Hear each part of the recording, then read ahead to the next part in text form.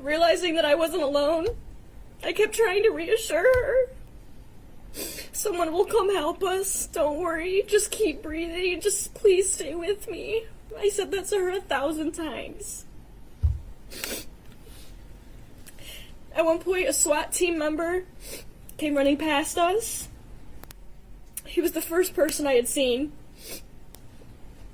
I pleaded to him, please help us.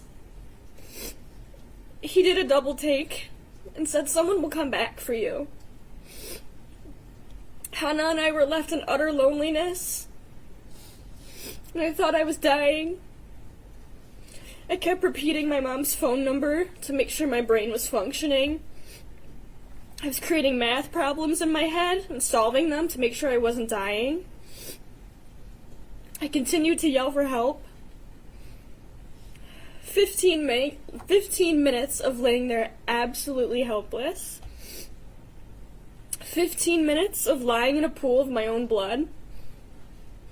15 minutes of hearing Hannah St. Juliana's last sounds while stroking her hair and trying to encourage her. When help finally came, they attended to Hannah, attempting to wrap a tourniquet around her. Someone eventually came for me too. I didn't know who it was, but I knew it was a man, and I later learned that that man was Mr. Ken Weaver. Mr. Weaver stayed with me, supporting my head and locating my wounds. He kept pressure on my entrance wound to stop the bleeding. Mr. Weaver fought to keep me awake and alive until the paramedics could attend to me. During the ambulance ride, I kept asking my paramedic, will I still be able to ride my horses? Will I ever be able to play basketball again? I kept asking these questions to the paramedic in the ambulance. These were my favorite activities while growing up. I was transported to St. Joseph's Hospital in Pontiac, where I stayed into January. During my hospital stay, I spent 1 week in the intensive care unit and over a month in the rehabilitation unit. The bullet entered me through my right clavicle and exited out the left side of my back. The bullet shattered my right clavicle, broke 2 of my ribs, and grazed my spine, causing a spinal cord injury. That night, I had an emergency surgery to remove a hematoma from my spinal cord, also to take out the shards of bone from around my spine, along with pieces of clothing that had entered along with the bullet. 1 week later, I had a clavicle repair surgery, where they stabilized my right clavicle with a titanium plate. During my almost 5-week stay in the rehab unit, I had to train myself to sit up unassisted. I had to relearn how to perform basic life tasks, like eating, brushing my teeth, showering, and getting dressed. I had to learn to walk again, as well as climb stairs. Prior to this event, I was being recruited to ride horses competitively on a college equestrian team. Unfortunately, I could not follow through with this opportunity. I've been riding horses my entire life. I've had several horses throughout my lifetime. They have provided me with years of happiness. Being able to swing a leg over my horse is my therapy. It's pure joy. I have not been able to do this in 2 years. Before November 30th, I also had a great job working at a golf and country club. I love my job and I love the people there. But unfortunately, I was unable to return to work and have not had a job since due to my disabled condition. I have not been able to earn any money for myself. 7 months after being discharged, I became a freshman at Michigan State University, where I'm continuing my education, carrying on with my life, because no one is ever going to stop me from living my life to the fullest. Michigan State has provided me with several accommodations, as I am still disabled and in extreme pain every single day. They were able to place me in a dorm that is close to all my classes. They provide transportation for me, since walking long distances is a battle. It was a 1-minute walk to the closest cafeteria. And without these accommodations, I would not have been able to complete my freshman year at Michigan State.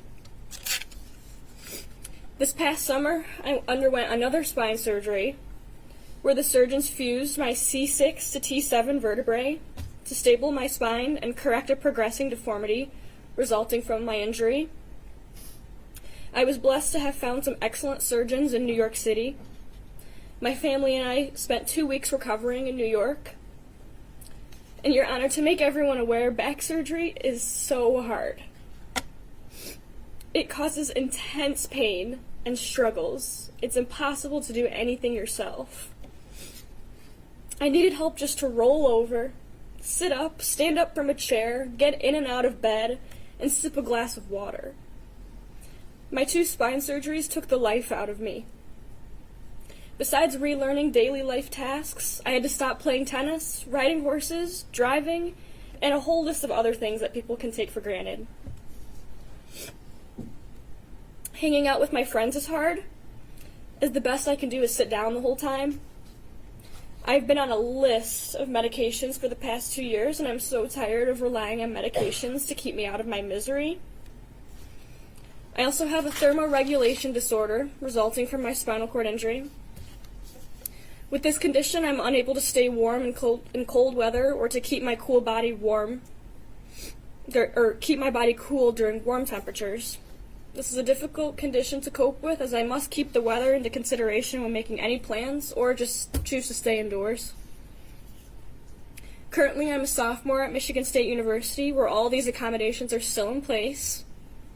Even though I am able to attend school, I'm still in constant pain. Every single day when I get out of bed, the physical pain hits me hard. For reference, Your Honor, it has been 738 days of constant physical and mental pain.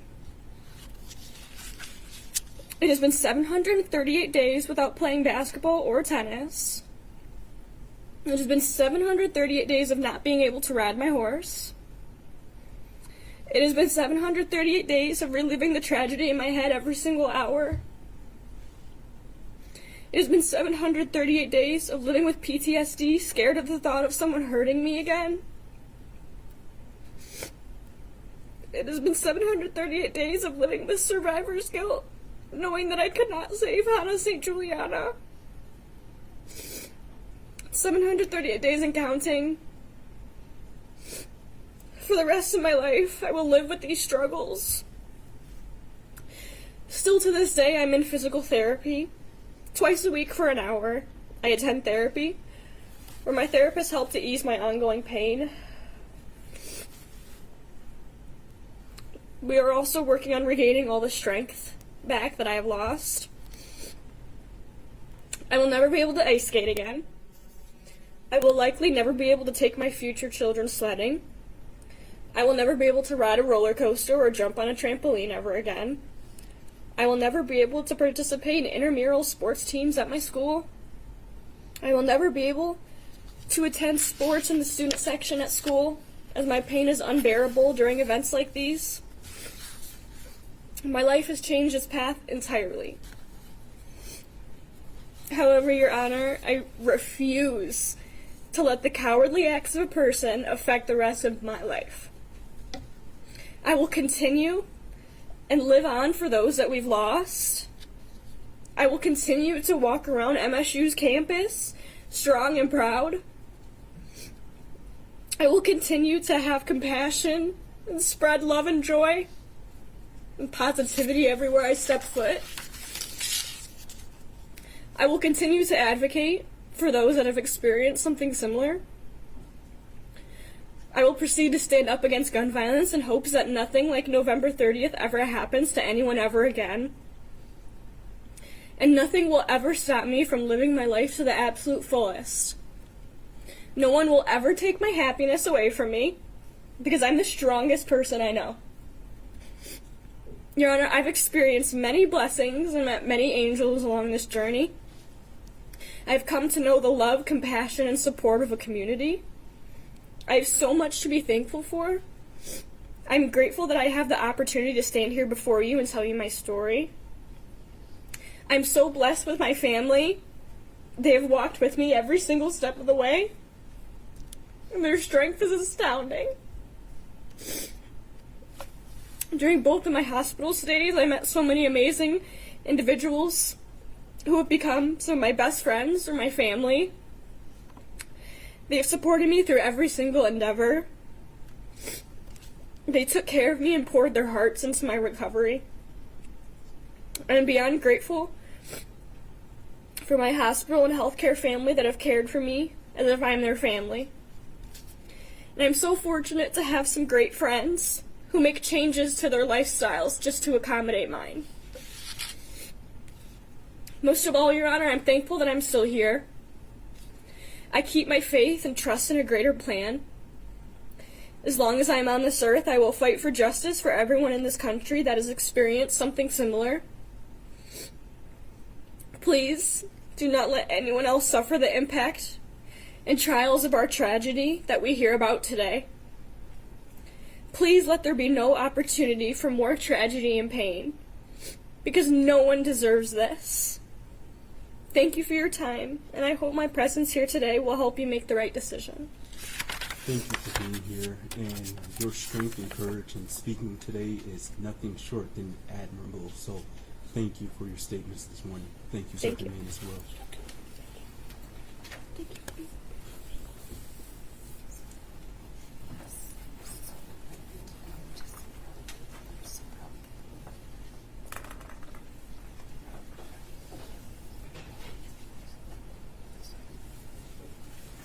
Thank you. People? Judge, Miss Riley frowns. Thank you.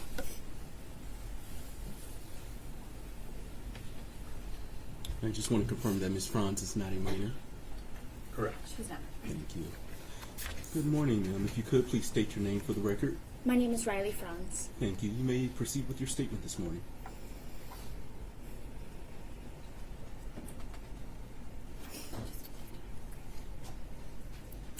I've contemplated how to put November 30th, 2021 into words since the day it took place. How to verbally acknowledge that day's impact, terror, sorrow, and tragedy. How to make a victim's impact statement quite literally. I would love nothing more than to stand up here and say that I have overcome the obstacles of that day and have continued to live my everyday life. But that would be a lie. November 30th has altered my life in every single aspect. It has changed and molded the way I think, the way I feel, and the way I act. I can no longer sleep without having flashbacks of a bullet entering one side of my neck and exiting the other. I feel limited on what I can do at 19 years old because of the thoughts running through my head. My entire existence has been consumed by fear, and that I will once again have to experience the pain and the suffering that I felt on November 30th. I used to love attending school, where I would learn and create connections with others. I now experience panic attacks nearly every day when I have to attend university. I can no longer sit in a classroom and focus and take notes like many students around me. Now when I sit at a school, I feel anxious, checking for all my exits, highly in tune with all movements inside and outside the classroom, flinching at every sound from the walking upstairs to a pencil dropping, and counting down the minutes until I feel that I can breathe again. I cannot remember what it's like to feel safe and secure in any space that I occupy. I often cancel plans because I fear leaving the comfort of my home and my family. On the days that I can't get out of bed because I'm afraid when I'm sitting in a restaurant or classroom or even walking to my car, the unimaginable will happen again. When a balloon pops, a car backfires, or people run past me, my thoughts have been consumed by fear while my body is constantly in survival mode. I mourn the life I once had, which my selfless parents worked so hard to create for my sister and me. Free of hardship, pain, and worry. A life filled with opportunities and fearlessness. I feel that the structure my parents created was burned to the ground that day. Everything I had the privilege of not feeling or fearing is now my daily life.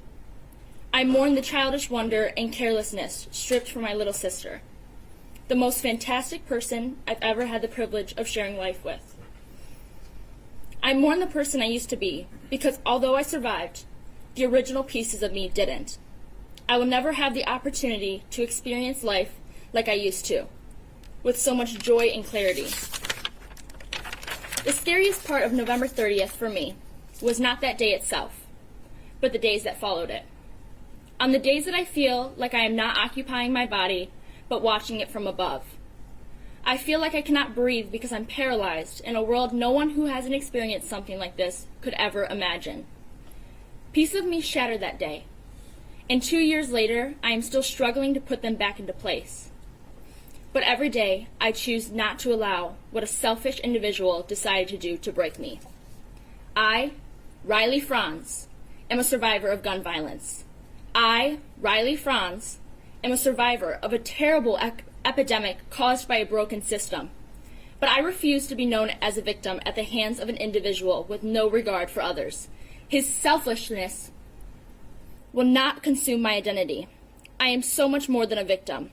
I am a daughter to the most amazing parents, Jeff and Brandy. I am a sister to the most remarkable young woman I have ever met, Isabella. I am a friend, a classmate, a cousin, a granddaughter. But most importantly, I'm a person. I'm a person who deserved a chance to make it to her 5th class that day. I'm a person who deserved to not run in fear while she bled out. Someone who deserved not to have to answer a phone call from her little sister asking if she was safe. I deserved to be a child that day. A student who made it to her class, not someone's target practice. I would never wish what I experienced upon anyone in this world, what my family experienced that day, what I continue to battle daily. No child should have to fear that their school will be next, that they need to know what to do if the worst breaks out in front of them. Children should attend school focused on their studies, friends, aspirations, and dreams. No parent should have to worry that their child is unsafe at a place where they are supposed to learn and prosper. Students should no longer have to learn lockdown drills. Instead, we should work harder to create a system that prevents gun violence and prevents children's lives from being stripped away and leaving only pieces behind.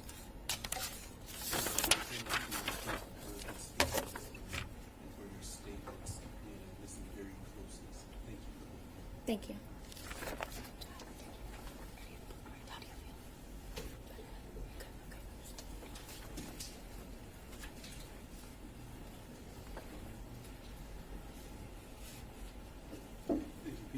We have a minor next, Judge.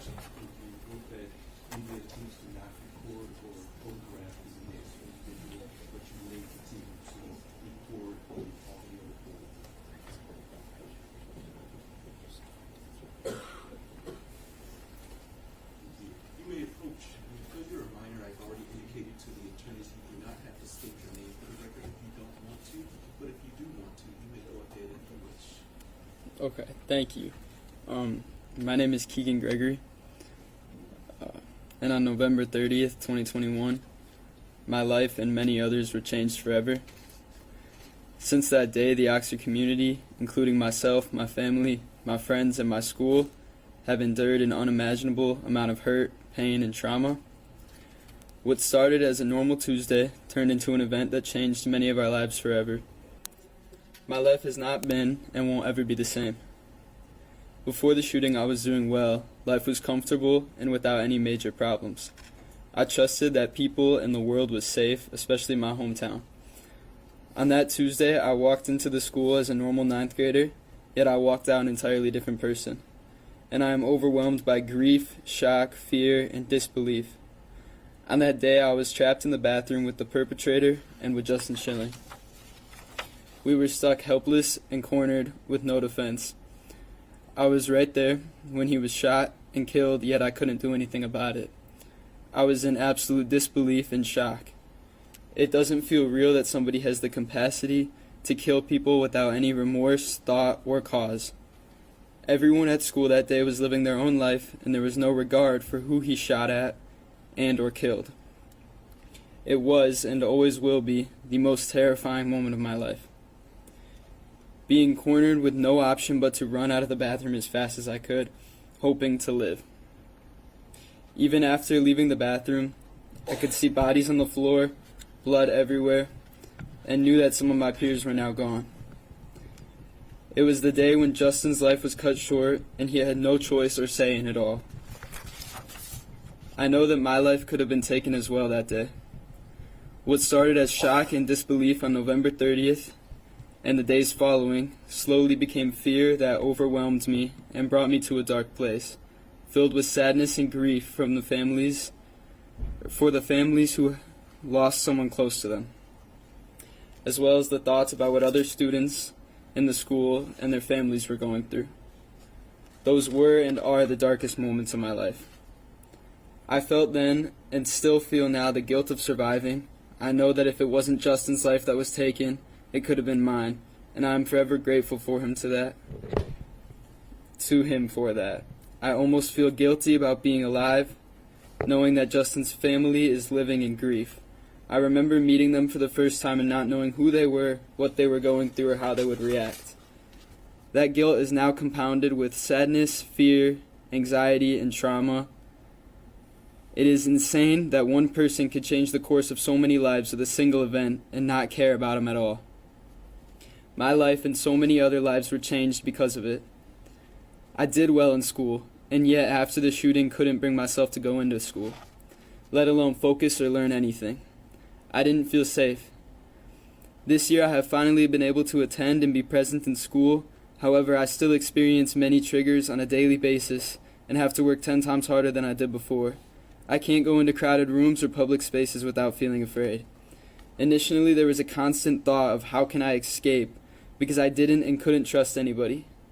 To this day, I still scan rooms and people whenever I'm somewhere new because I can no longer assume that the world is a safe place.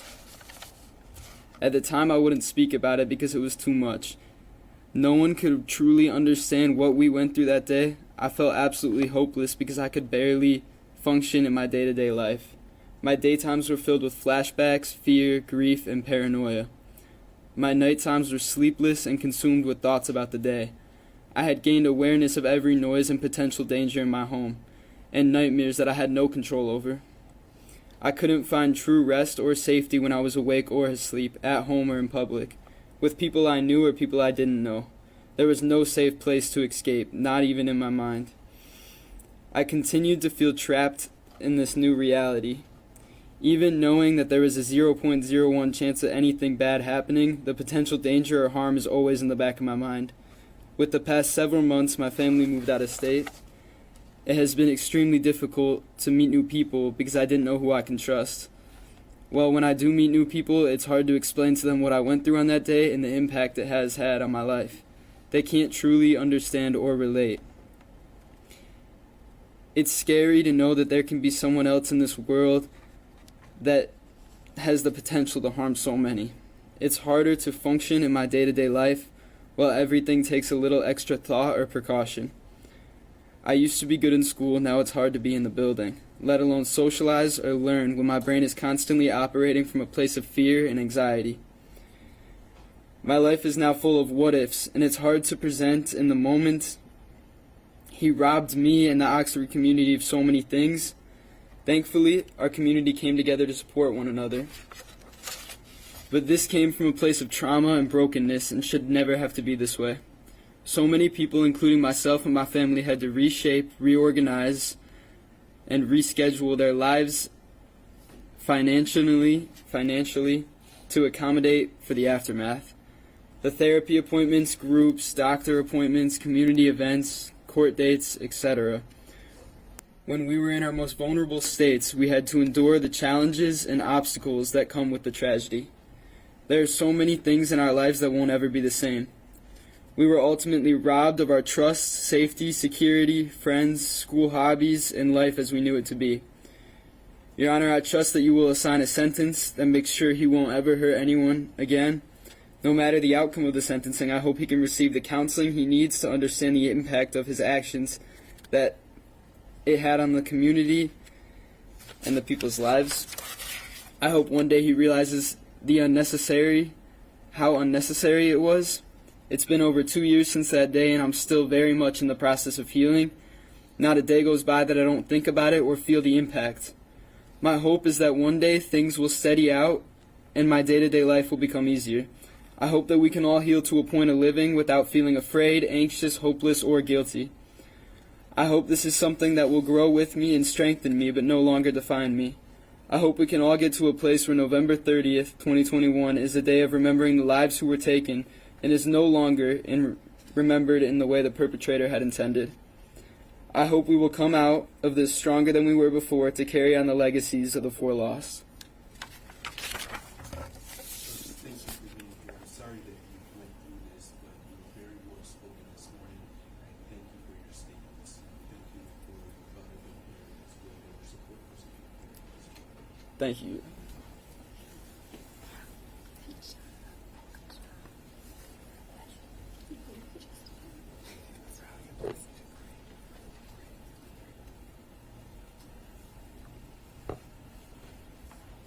Judge, we have a minor next as well. There is a minor, so please do not record the next video.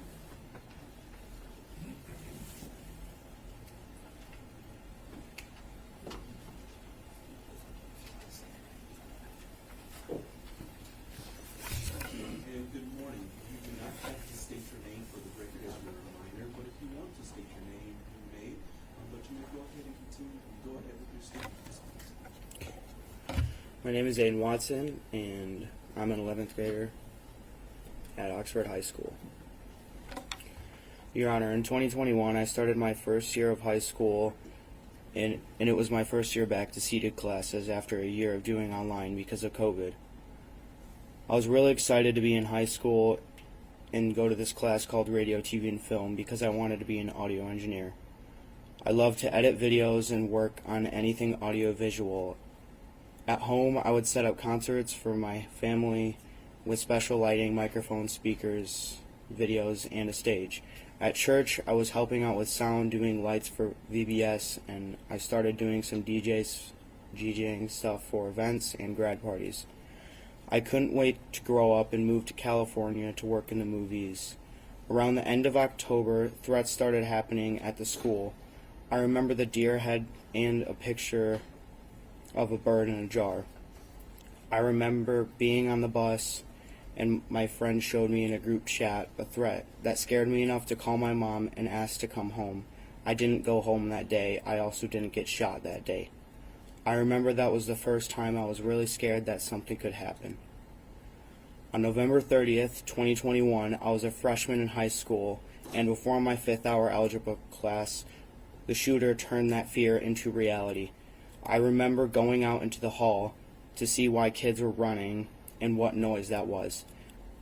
I thought it was a senior prank, but by the time I realized, I was staring at Tate Meir, and he was shot, and he died. I tried to run into my classroom. I didn't know I got shot until my friend told me I was hit, and he said that we needed to get out of there. Everyone in my class didn't know what was going on. Some girl asked me if this was real, and I remember looking down at my leg, seeing the blood, but still not feeling anything. At the same point, I ran out of the class and out of the school with a friend. Everyone was still in that classroom, and the shooter was still out there somewhere. I was running so fast out of the school, I called my mom because I was scared and I wanted her to help me. I didn't know what to do, but I ran and called her for help.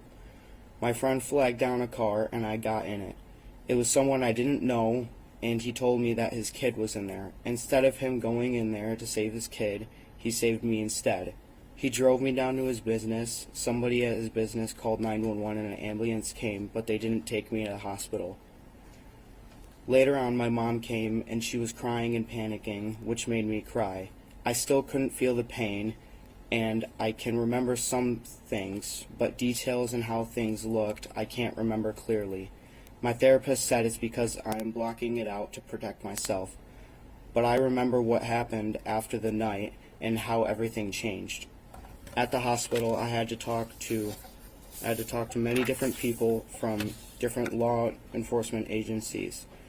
I told the same story 4 times. It wouldn't be until I watched the video in the prosecutor's office and I would find out that my memory was not exactly right.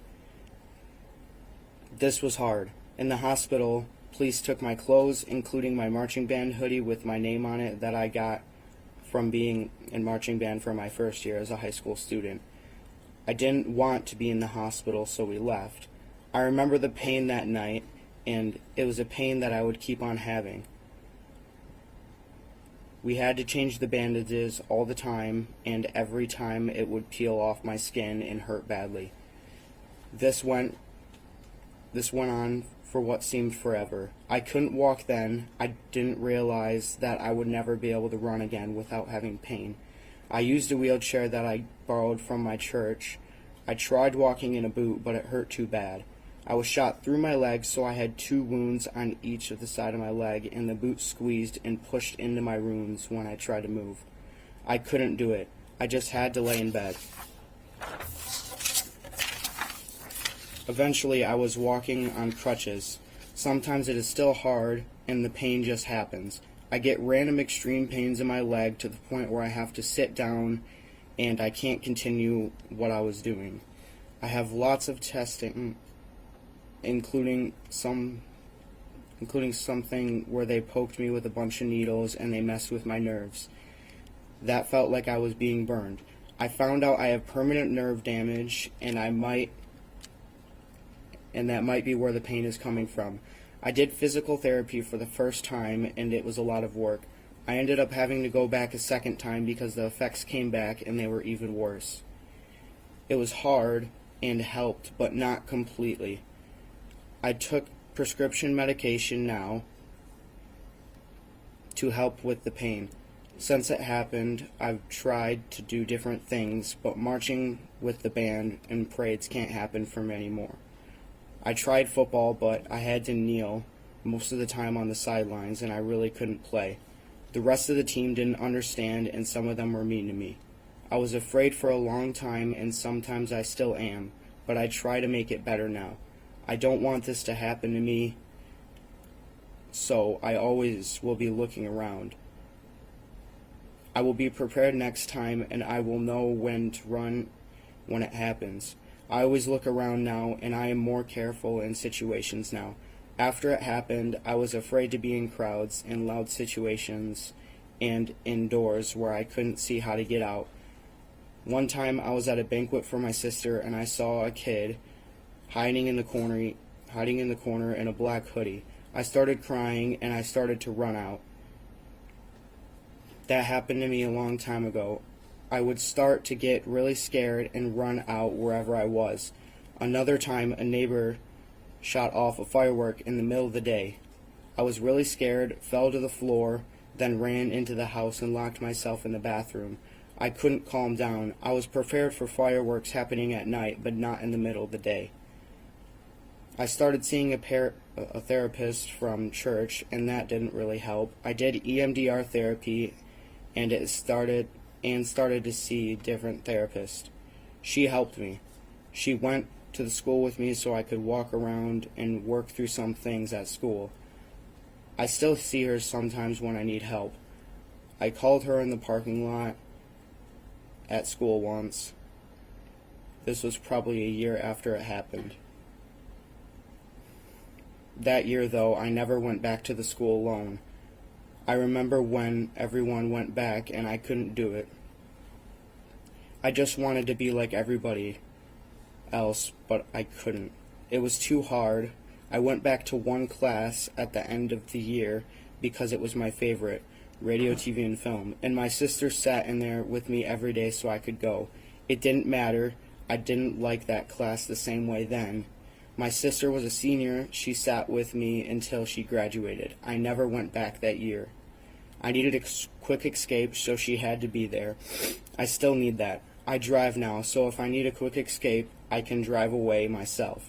My friends don't understand why I was different then and why I couldn't do what I used to do both physically and mentally. I couldn't sleep for the longest time. I could only sleep with music now. I kept hearing gunshots and they wouldn't go away. There was more, but this is good enough. The day it happened, I was supposed to get in the water for the first time for the swim team. I was also supposed to have my last day of driver's training. When it happened, everything changed for me and everyone else. Before the shooting, I was a freshman in high school, in marching band, taking driver's training, looking forward to everything. I wanted so much that I know I can't have now. I don't like the same things the way I did. I'm worried about everything all the time now, and it makes me think about what I need to do and what I can do. I don't want to go live far away as an adult and have a job to where there's lots of people and noise. I can't do that anymore. He has basically ruined the rest of my life.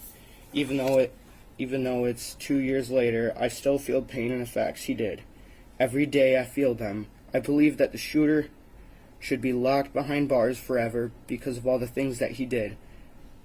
Someone like him does not deserve to be walking amongst other people in this world. He should get life without parole, and he should be locked in prison forever. He should never see the light of day again. He is a horrible human being, and the fact that he did what he did and the fact that he thought what he did on November 30th would be fun is proof that he is horrible. I do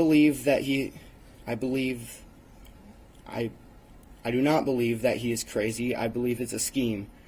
I believe he's trying to lie to us to try to get out of prison early. If it were up to me, it would never happen. He would never be able to touch grass outside of prison.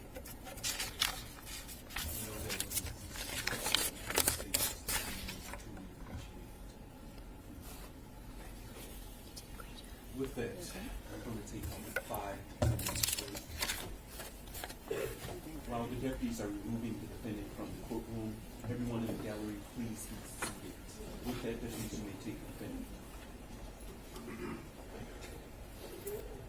Just before we break into the council line, Just after he exits, you may approach.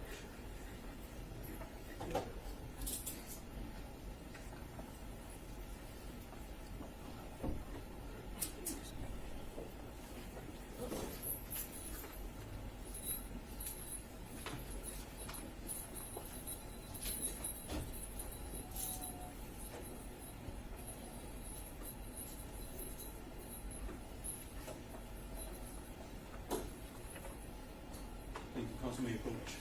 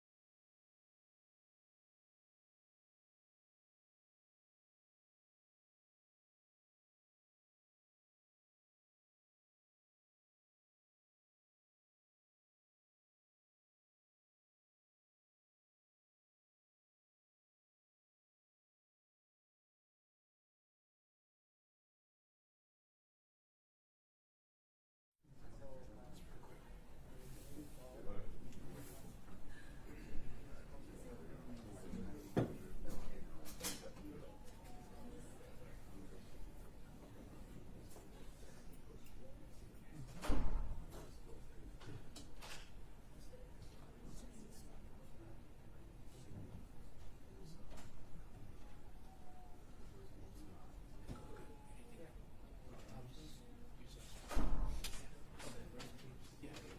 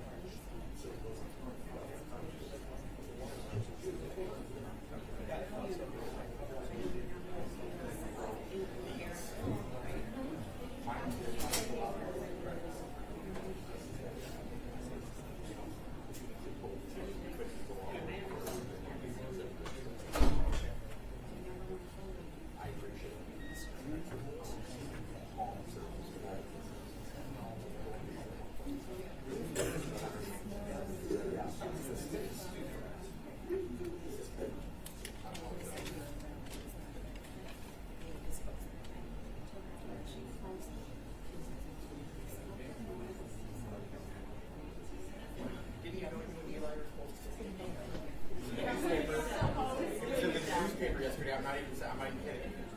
Ask him about it. His mom made a comment on Facebook about it. She's like, "What the hell?"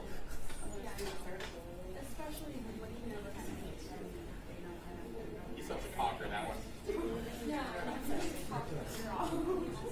I don't even know if I've ever seen his full face with his hair and hat.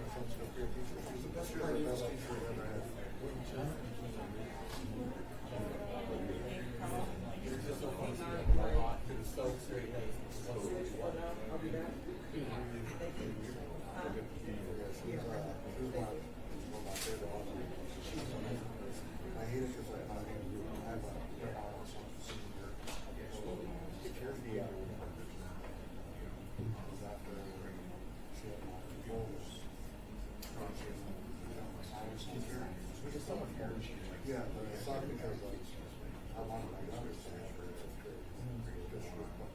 have it. Oh, that's awesome. And then Jane was his oldest son's fifth grade teacher.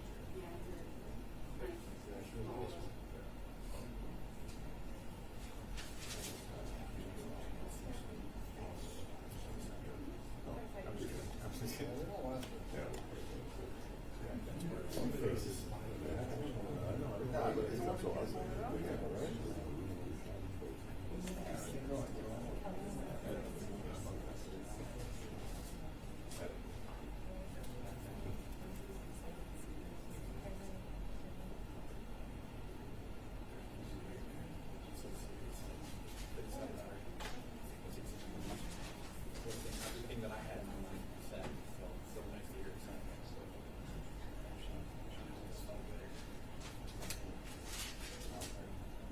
I'm sure I know about anything else that I'll get that.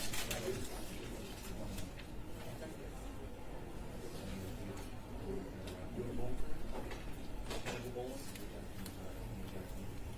Connor, Justin. Okay. Yeah, we're totally there. But I'm not even kidding. You hold us to that. We'll be there. I'm gonna plug in a little bit. They're in the right place. Yeah. What's the point? That they're not going to change. We just ship it away. The schools, fuck the school. They are what they are. It's a waste of our time. So we have to put that into someplace. You know us. We'll show up. I'm thinking it's a Friday or a Saturday. Bring the name. She bolt. Yes, which will be the whole. Okay. Hey, you want to go bowling on it? Better. I know people that know you now. My neighbor, his kid, her son's fifth grade teacher. From when I was there, like a little kid.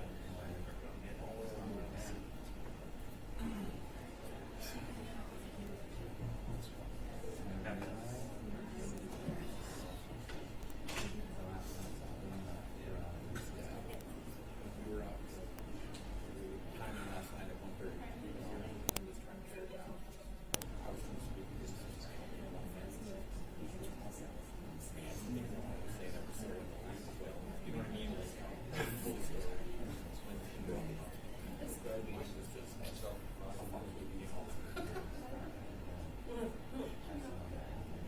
I love these. They give me back.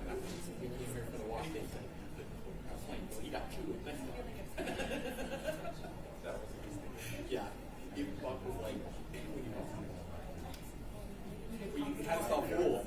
We were low key until the day of practice, right? But yeah.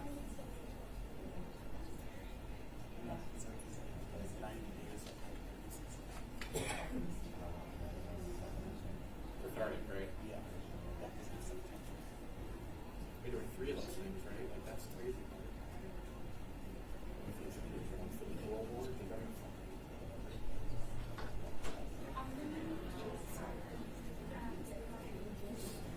It's going to be a Cali round.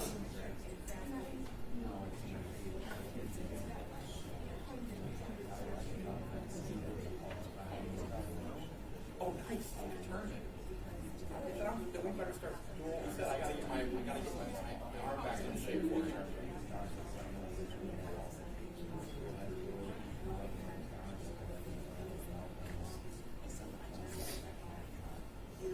Can I bowl on behalf of my boy? Or does it have to be the kids? I'm asking, honestly, because if not. Oh, okay. So then we can't. All right. I mean, it doesn't matter whether you win or I win. He's never going to try to figure out how to pay for law school. He interned last year in Civil Power. This changed his life too. He was an OU on business. After it happened, he transferred to Michigan State to get a Juris Doctorate. That's what he wants to make. He's going after it.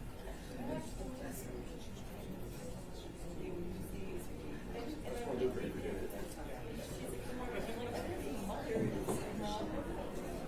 I love how you work your last point too. I saw what you did there.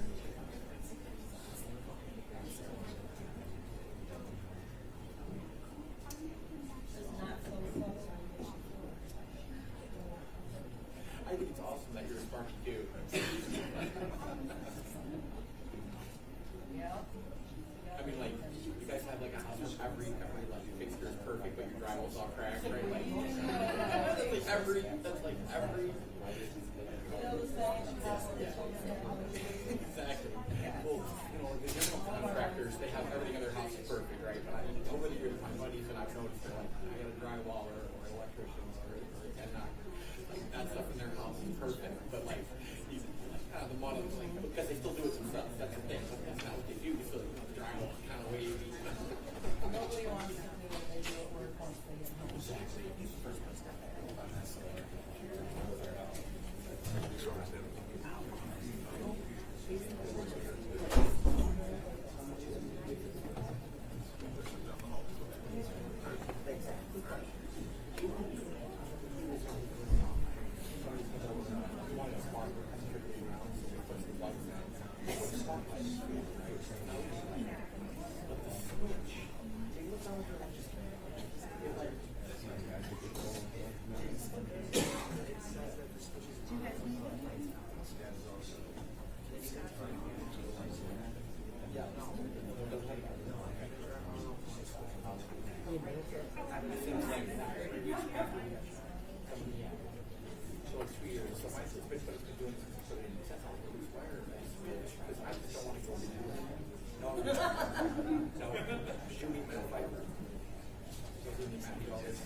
Yeah, it seems to hold on to it so far, but I don't know how much it works.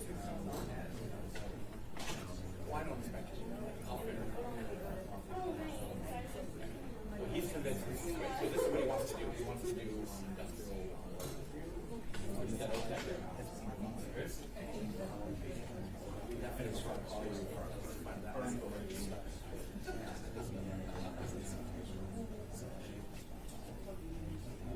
But if you lecture someone, he doesn't know. Oh, he hates it. Yes, that's his thing. Oh, what's the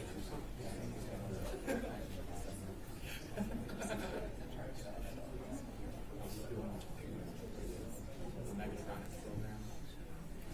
Parts of it has full electrical. That's it. They teach them like switches and electrical.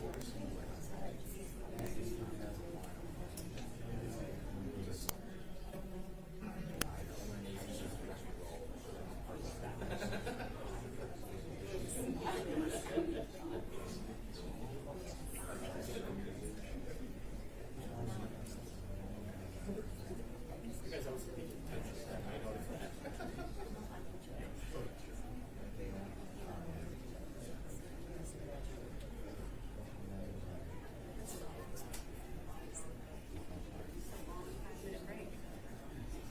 Save for the elevator on the way back.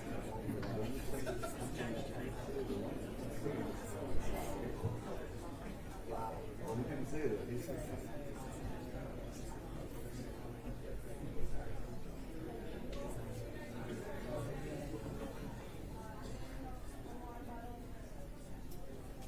Five minutes.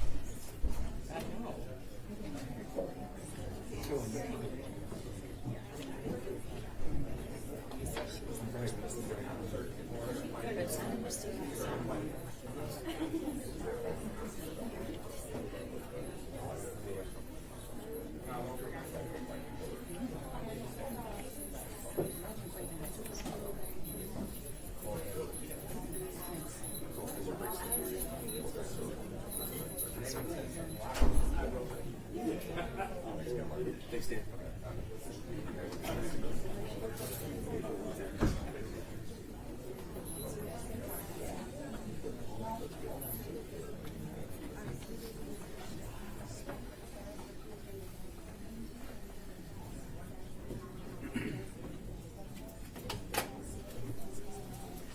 All right.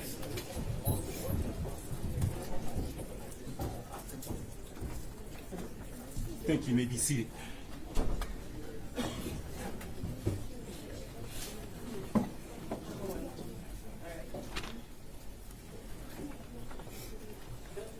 Your Honor, calling People versus Ethan Crumley, case number 2022-279-506-FC. Thank you. Appearances for the record. Karen McDonald on behalf of the people.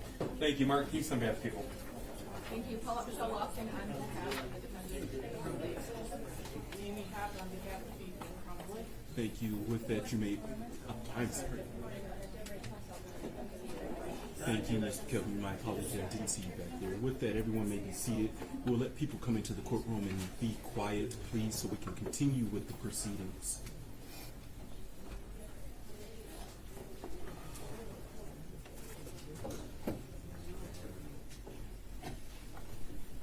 Thank you. With that, people, you may proceed. Thank you. Miss Linda Watson. Thank you. Good morning, ma'am. Good morning. If you could, please state your name for the record. Linda Watson. Thank you. You may go ahead and proceed with your statement, ma'am. Thank you. You're very welcome. Thank you, Your Honor, for allowing me to speak today on behalf of my family. And thank you to the prosecution and the advocates and the Resiliency Center and the community of supporters. And mostly thank you to these folks back here who we've grown to know through the worst of circumstances. To the shooter, you can look away and you can look down, but your ears are still open. So listen. Almost everything since November 30th has been hard and felt impossible for my family. That day at 12:53, my cell phone rang. It was my youngest son, Aiden. That was a moment I will never forget. He was screaming, "Mom, I've been shot, help me. There's a school shooter." I didn't know exactly where he was in the school at the time, if the danger was over, or if he was even safe. At first I told him to hide, but then he told me he was running outside. It was snowy that day, so I told him to bury himself in the snow. I didn't know if he was being chased. I didn't even grasp the gravity of the situation. All I knew in the moment was that my son was shot and he needed me.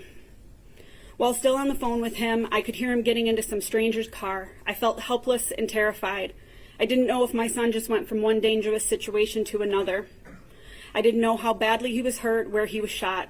I was trying to figure out where he was going, and I couldn't find the business on Google that the man was driving him to. Everything seemed to be going in slow motion. I made it to the intersection by the high school, and even though I couldn't see the school, everything was quiet. No police, no ambulance, no sirens, nothing. I must have gotten there so quickly, despite it feeling like forever. I just sat there trying to figure out where Aiden was. He wasn't on the phone anymore. I called my husband screaming that Aiden had been shot, and then I hung up the phone. I didn't even tell him Aiden was okay because I didn't know Aiden was okay. I called my other two kids. My oldest was driving home. He was safe. My daughter was a senior at Oxford that year.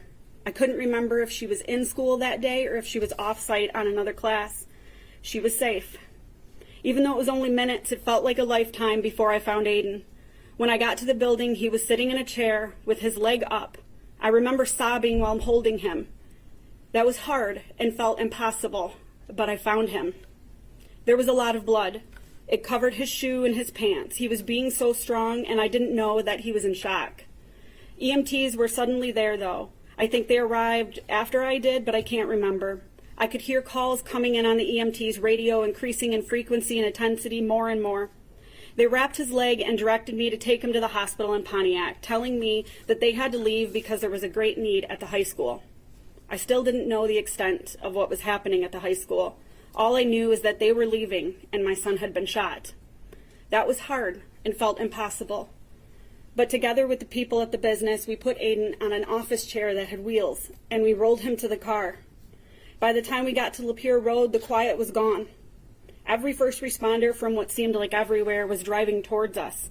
There were so many sirens, so many lights, so many first responders that traffic we were driving with kept stopping and pulling over. We kept having to stop. I can't remember when I started to scream, but at some point I was screaming and driving around traffic on the shoulder, zigzagging in and out of traffic. I didn't know if we would get pulled over, and I think I almost hoped we would so they would get him to the hospital faster. I kept thinking I wasn't going to make it, and at one point I couldn't see through the tears. That's when Aiden started to comfort me. That's my boy, my sweet, sincere, loving boy who always looks out for his family. He had been shot, was bleeding through the wrap onto the dashboard, trying to hold his leg up, and he was just trying to make sure I was okay. I wish I could say that was the last time I lost it like that, but it wasn't. I wish I could say that my boy stayed the same sweet child that he was that day. But shock wears off and trauma sets in and people change. Seeing that happen to your child is hard, and it's impossible to work through, but we keep trying. We made it to the hospital. Doctors came from everywhere and swarmed him. They brought an x-ray machine to him. He was repeatedly questioned, had a police officer stationed at his bed. There were 2 other kids right by Aiden from Oxford. One boy sitting in his bed alone, holding his face, bleeding. Then his mom arrived. I didn't know her, but I know her now. I would learn all of their names, those that died and those that were injured. I would meet their parents in court and in other ways. We would go through this hell together, yet still feel so alone. We would cry together, advocate together, try sometimes in vain to make anything better that we could. This is hard and feels impossible, but we don't give up. While we were in the hospital, we were getting texts and calls. We learned really what happened. Hannah, Madison, and Tate didn't make it that day. The following day, Justin lost his life in the same hospital we took Aiden to. It was hard to learn about and felt impossible to comprehend, but it was the beginning of our new reality. And though I knew what had happened then, I wasn't prepared for how things would be and how hard they would be and how everything would change for us. That night, no one slept but Aiden. We were on alert to watch for compartment syndrome and learning how to tend to his wounds and changing his bandages. I cried all night. Aiden slept with pain medication, and the next morning I was so grateful when he woke up. I put my head on his chest just to hear his heartbeat, grateful he was alive because some parents didn't have that the next morning. He bled through the bandages and the wrap onto the pillow that was propping up his leg that first night. It wouldn't be the last time something like that happened either. It became common to have his clothes, pillows, blankets, and sheets stained. 47 days after my son was shot, both wounds finally scabbed over, though we did have some breakthrough bleeding. Before the bleeding stopped, however, black discharge from the burn of the bullet, blood from his wound, and yellow pus and fluid would ooze from his wounds. We were instructed to do something called a wet to dry bandage, changing it 3 times a day. Every time we changed it, when we pulled it off, no matter how slowly we did it, the method we tried, the type of sterile pads we used, it removed his skin, made him bleed, and caused him pain over and over again. I used to have to cut sterile pads in half because we didn't have enough due to all the bleeding and the drainage. I remember having to wash out ace bandages and hang them in my shower to dry. He became dependent on the wrap that covered those bandages. He wouldn't give it up for months. He insisted he needed it to protect it. We didn't argue. We just kept washing them. I didn't have what I needed to help him at first. That was hard and felt impossible. But people from the community came to our home, and they brought us supplies to help our son. He needed help getting to the toilet and bathing. He couldn't walk, and he couldn't get the wound or the bandage wet. It was like a return to infancy. But now washing my son in a medical chair instead of a baby bath. I also had to give his foot and leg sponge baths. His skin started to flake, callus, change colors between the wounds. Even though it caused him so much pain, we had to properly clean the space between the wounds to prevent infection. That seemed to be really painful for him, and he developed a large indentation across his leg as he healed where the bullet had destroyed part of his leg, taken muscle, damaging nerves, and removing tissue. He required personal care services around the clock because he couldn't walk, toilet, and had to be brought food to eat while lying down. I remember worrying about not being able to go back to work, about insurance, and paying our bills. I would hide and cry on the bathroom floor so he wouldn't see. Being so upset I couldn't stop throwing up because I didn't know if we were going to be okay financially, if I couldn't go back to work because I carried the benefits for our family. But it didn't matter because I wasn't going to leave him. My husband was off work too, and we just didn't know how to be anymore. We couldn't function. We only knew we had to be there for him and for our family. That was hard, and it felt impossible, but we took care of each other because that's what family does. That's what good parents do. I remember how our family was before this, though. Everything we had to do since this, how it weighed on us, how it changed us. I wouldn't describe myself as a helicopter parent before, but definitely an involved parent. Now I'm always afraid of losing Aiden and my other kids. I'm overprotective, worried, and I can't let go. I'm definitely a helicopter parent now. When Aiden was ready to start being around other people, one of his siblings would go with him. My other son could blend better at an all-kids support group than adults. Aiden tried to go once, but he couldn't go back. It was too hard. When Aiden tried to go back to school just to see how it was, you just heard from him. My daughter would go with him. She audited a class with him she wasn't registered in for the entire rest of the year before she graduated so he could go. Most days he couldn't make it anyway. Even as he progressed and we made it to the summer after the shooting, after my daughter had graduated, she went with him to band camp. It helped Aiden, but he didn't make it through band camp either. He called me crying in pain and he was scared. I ended up with him, bringing him Vicodin and a scooter so he could get around. That was hard and felt impossible, but his siblings were there for him when he needed him, and we modify things to make it through. He had his first panic attack at his grandma's house the Christmas after the shooting. It was the first, but it wouldn't be the last. And honestly, at this point, I've lost count. Like when we were shopping in IKEA almost a year after the shooting, and he said, "I gotta get out of here," because he felt trapped and started to have a panic attack. Or when an unexpected and loud firework on a July afternoon sent him rushing into the house, crying and angry, where he sat on the floor. He was so mad because he had made it through fireworks just the day before. But you see, those are the ones he prepared for. That was hard and felt impossible, but that is what we must do now. Lots and lots of preparation to get through anything. Though you cannot prepare for everything, like when a balloon popped at a sporting event and we had to leave over a year later after the shooting. At one point, we had to stay in a hotel because construction noise, such as nail guns, sounds too much like real guns. Every time we learned a new trigger, we had to develop a new plan. We were and always are in crisis management mode. He used to have terrible nightmares and hear gunshots that weren't there when he was awake. Noises are hard, but absolute silence was impossible. So we bought special headphones he could sleep in and a music subscription. It didn't take it away when he was awake, but it did help him sleep.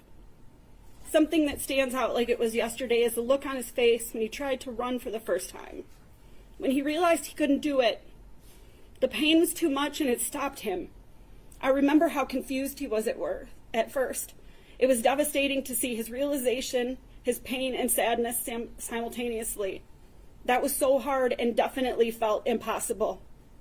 But he's done so much work in PT since then to get where he is now, yet he still is not where he should be if it never happened. Aiden still doesn't go to high school for a full day 2 years later. He's never been able to work back up to that.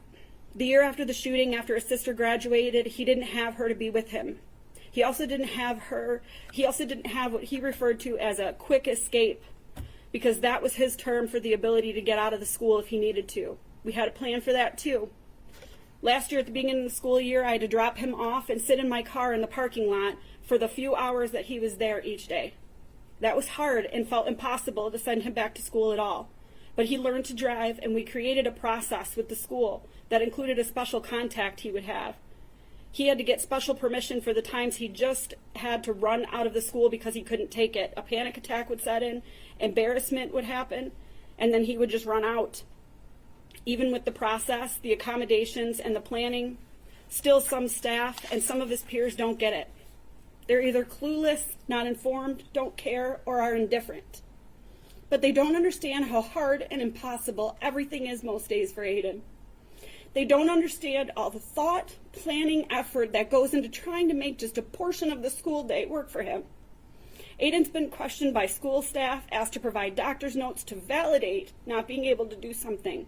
He's been harassed and bullied by students who don't understand that Aiden has an accommodation and not an unfair advantage.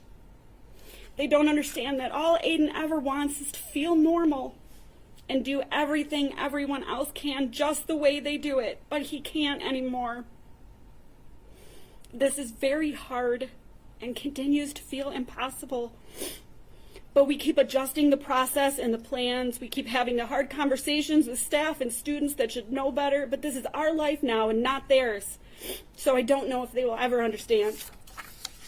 As parents, we've had to stand in front of the school board, the Senate, connect to politicians, beg them all for help, to do what's right, to get answers, to do something to help, only to get backlash and be outcasted by a portion of our community we once loved. We try to put our anger into something good, advocate for change, but it doesn't help.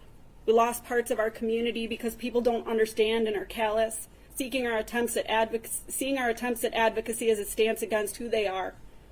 People mean well, but they don't understand that their words can be hurtful to Aiden and our family. We've been told we are the lucky ones, that we need to stop being negative, be grateful he is alive, and we are. But hearing, you just need to get over it already. You haven't moved on yet? It was just his leg. You are carrying around an offense that isn't yours. And even, maybe this isn't the place for you anymore, by the former superintendent.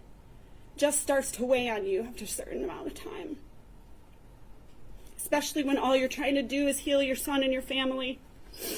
Going out into the community, we're confronted with people staring, pointing, whispering, and many strangers boldly trying to talk about things with no consideration for how it hurts us or our son. We've even had people try to exploit a relationship with our family or our son to benefit off of the trauma. It made us feel like we couldn't leave our home, we couldn't trust, we felt like prisoners after a while. We shouldn't feel like a prisoner. This was hard and felt impossible, so we make plans to move.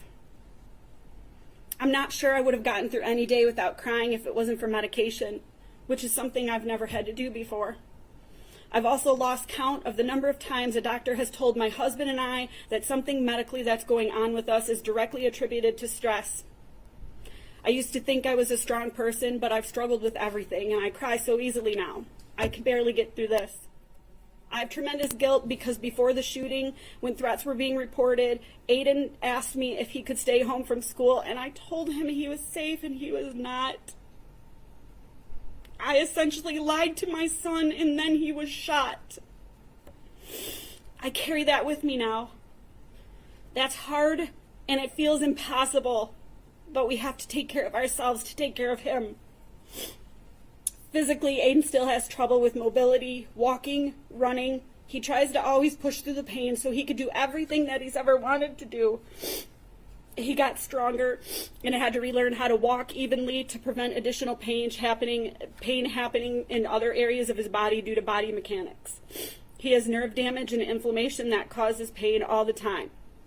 The pain that at 2 years post-incident, per the doctors, will be as good as it gets now. We hope they are wrong.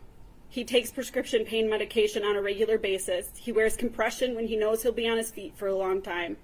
Different recommendations for treatment have been more hurtful than helpful, like gabapentin and a TENS machine that sent him screaming, crying to the ground. When he knows he cannot do things, he just has to miss school or activities, and when he tries to do things and figures out he cannot, he just sits or kneels, often facing ridicule from a lack of understanding. Mentally, Aiden still has work he's doing. Every time there's another shooting, it's a setback. Every time there's another threat, it's a setback. When Aiden's older brother was at MSU in February of 23, we received an alert from an active shooter on campus. Aiden started texting his brother, telling him how to survive a school shooting. After that, it was hard again. Aiden struggled with going back to school again, and that happens anytime something happens. I recognize the attendance secretary at the school just by her voice now, and when I call him out of school, I'm not even sure I need to say who I am anymore. She just knows who we are and why we're calling. We can't move on like the rest of the world. We don't get to. Everything, no matter how hard, how big, how little it is, will always be more to us. I've had so many conversations with my son that no advice or preparation could help with. Like when Aiden was preparing to go back to school long after everyone else returned, we found him looking at bulletproof backpacks and clothing. He told us he planned to never be taken by surprise again, that he would be prepared. That is hard and felt impossible, but it is what it is. We get through it all with plans, conversations, music, tears, help, bandages, doctor's visits, wheelchairs, crutches, a walking boot, physical therapy, EMDR, therapists, medications, compressions, TENS machines, and anything else we can try because we will work to help him feel physically better and mentally safe. I really thought about not sharing my statement because of something we heard during the court proceedings that the shooter said he wanted the parents of those who passed to suffer. My kid is alive, and for that we're grateful, and we have suffered. And for that reason I am speaking, because I want him to know that he did cause suffering. But what will happen next in his life and next in our lives will be the exact opposite. We will move on. He will not. Just because it's hard and pretty much always feels impossible, we don't give up because we can't and we won't. This isn't just a part of our life, it is our life now. There's been so much that Aiden has gone through because of this, and I didn't cover it all. I left off some of the most painful and uncomfortable things because this is all the shooter will get from us, forever and ever. What a bullet and the shooter took from Aiden and our family is hard and impossible to describe completely. Aiden will be dealing with this for the rest of his life. There's no sentence that can take that away or change that. No sentence that can make the shooter understand or feel what our family has felt and still feels. My son will have to live with pain, trauma, and limitations because of this forever. So too should the shooter have to deal with the consequences of his actions by being incarcerated for the rest of his life. For everything that we have experienced that's hard and felt impossible, the shooter, this monster, should have to feel everything hard and painful and impossible for the rest of his life. The closest thing we can get to that is life in prison. There should never be a possibility of my son coming across the shooter at any point in his life. Aiden doesn't deserve to have that be another fear he has to live with because of him. Otherwise, there is no justice. Thank you. Thank you, and thank you for being here, ma'am. I know that it's not easy for you to do, so thank you for your statement. I listened very closely, and your statements did not fall on deaf ears, so I truly appreciate you being here this morning. Thank you. You're very welcome. Thank you.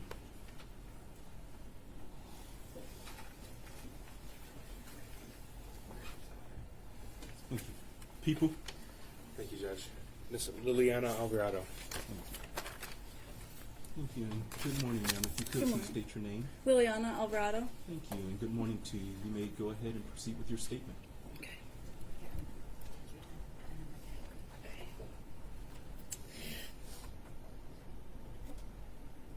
And take your time, ma'am, whenever you're ready.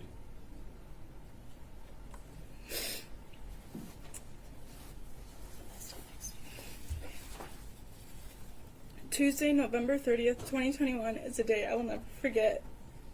That day forever changed my life and my outlook on many things. It started out just like any other morning. Dropped my sister off at the high school. After I dropped my brother off at the doors at the middle school, then went to park at the middle school. I waited for my best friend because she was always late and we always walked together. As we walked, we went to the middle school for mentorship for the Bully Busters. As we walked in, everybody was already in the library, sitting in a circle, laughing really loud. We asked what was so funny because we were so lost. That's when Tate showed us his phone of giraffes fighting. He was laughing so hard. Soon after, we went and taught 6th graders our lesson. And then after that, I went back to Oxford High School and continued my day not knowing what I was walking into. Within 4 hours, I would be running for my life, fighting and praying to walk back out.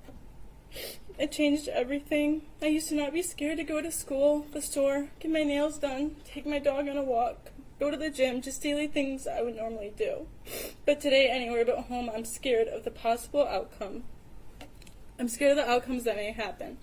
I'm always ready for something to happen. Growing up, I was always outgoing and down for whatever as long as we had fun, and now I feel like I'm restricted on what I can do because of the fear I developed after the incident. Kids should not have to fear going to school or have to worry about if they're going to make it home at the end of the day to their family or their family worrying about their children at school. This incident not only took a mental toll on myself, but everybody in the community.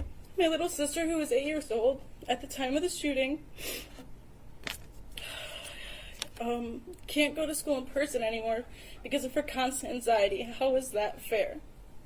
Anytime I am out, I always scan the room for the nearest exit, and if the room doesn't have an exit, I typically don't go.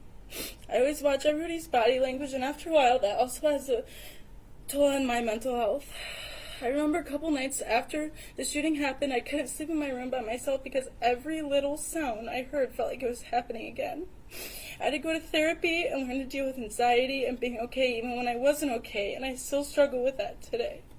When I go home for break from school, I'm excited to see my friends and family, but whenever I come back to Oxford, I can still remember everything. It's an instant reminder. To this day, I can still hear gunshots and sirens. It's even to the point when I see sirens, sometimes I have a full-on panic attack. Mental health is a big thing that shouldn't be looked past. Life shouldn't be like this for anybody, but especially kids or teenagers.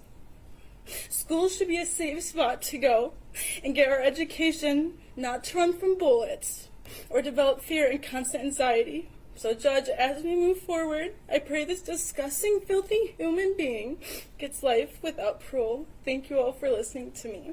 Thank you, and thank you for your strength and courage in speaking here in court this now afternoon. So thank you for being here. Thank you. You're welcome.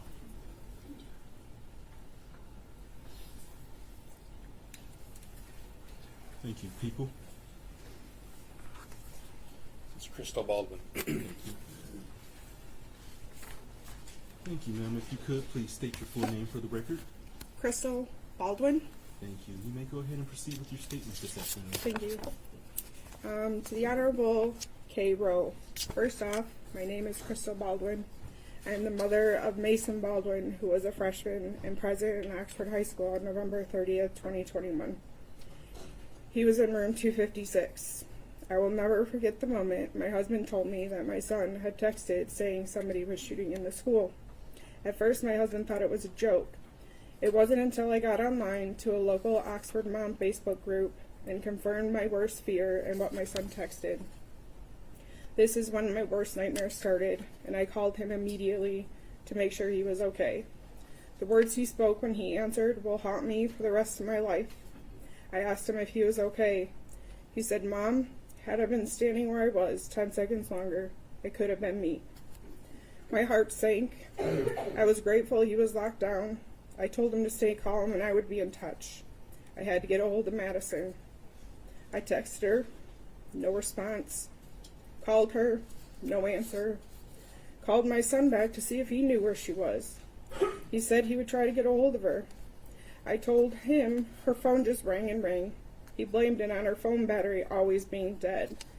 I told him this was different, as the phone was ringing and not just going straight to voicemail. Madison is my niece and goddaughter, so making sure that she was okay was a priority for me. She and my son were finally in the same school. They rode to and from school every day, so I needed to make sure she was okay. The relationship they were forming was more of a brother-sister relationship rather than cousins. I had this growing up, and I love that they were able to experience this. A little backstory with Madison is I was in the hospital the day she was born. I witnessed her taking her first breath. She was not only my niece, goddaughter, but felt more like a daughter to me. The thought of anything happening to her made me sick to my stomach. It was not until hours later that we were informed of what happened to her. Once my son was finally evacuated from that school, it seemed like an eternity, but finally was able to hug him. I took him out of Meyer into the car with my husband. He told me that what the officers told him as they were leaving room 256, they said not to look down if he did not want to be traumatized, as there was a body outside the door. He said there was blood on his shoes. I could not visibly see it due to them being all black. I went back into Meyer as we were not leaving until we knew Madison was safe. We were all over that store just trying to get a clue. We were told to keep watching for the buses coming from the high school. Little did we know my son's bus was the last to arrive. However, once most of the store was clear, they called 3 families' names: Madison, Tate, and Hannah. We were led into a very small office as if we were sardines in a tin can. The officer just came right out to say, "We have news on the 3 students. They are deceased." In that moment, my whole world stopped. I heard the words and froze as if the world was spinning and I was standing still. Then came the cries and screaming from Madison's parents. The father of another student punched through the clock on the wall and continued to punch all the way down the wall until he was on the floor. I knew I was needed, so tried to comfort where I could in disbelief that this was, in fact, a real-life nightmare.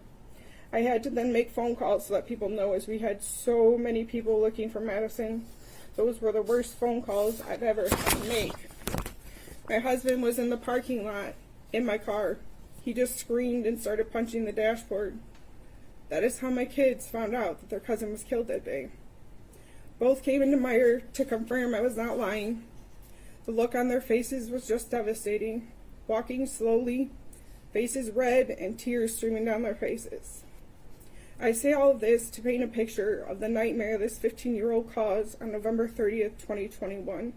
I had a freshman, Mason, starting his high school journey, a time where he should be enjoying the last 4 years of school before becoming an adult, trying to decide what he wants to do with his life. My niece, a senior, that should have been doing college visits and finalizing applications to these colleges. She knew what she wanted out of her life and what she was going to do once she graduated. She wanted to become a behavioral analyst and to study neuroscience, something she will never have the chance to do. No child should ever have to experience losing a cousin, friend, or daughter ever. Now here we are, almost 2 years later, and still dealing with the effects of what this person did. Last school year, my son missed close to 60 days of school and was barely passing his classes. My child was always A's and B's, but last year, D's and E's. I'm grateful he passed, but things should not be this way. The thought that the defendant can get his GED disgusts me. I feel he lost that privilege when he walked out of that bathroom and started shooting. My son will graduate. However, Madison never did. Matter of fact, I attended her graduation and witnessed her mother and father accept her diploma on her behalf. She should have walked that stage and accepted it herself. Her chair should have been her sitting there and not with a picture of her and a basket of flowers.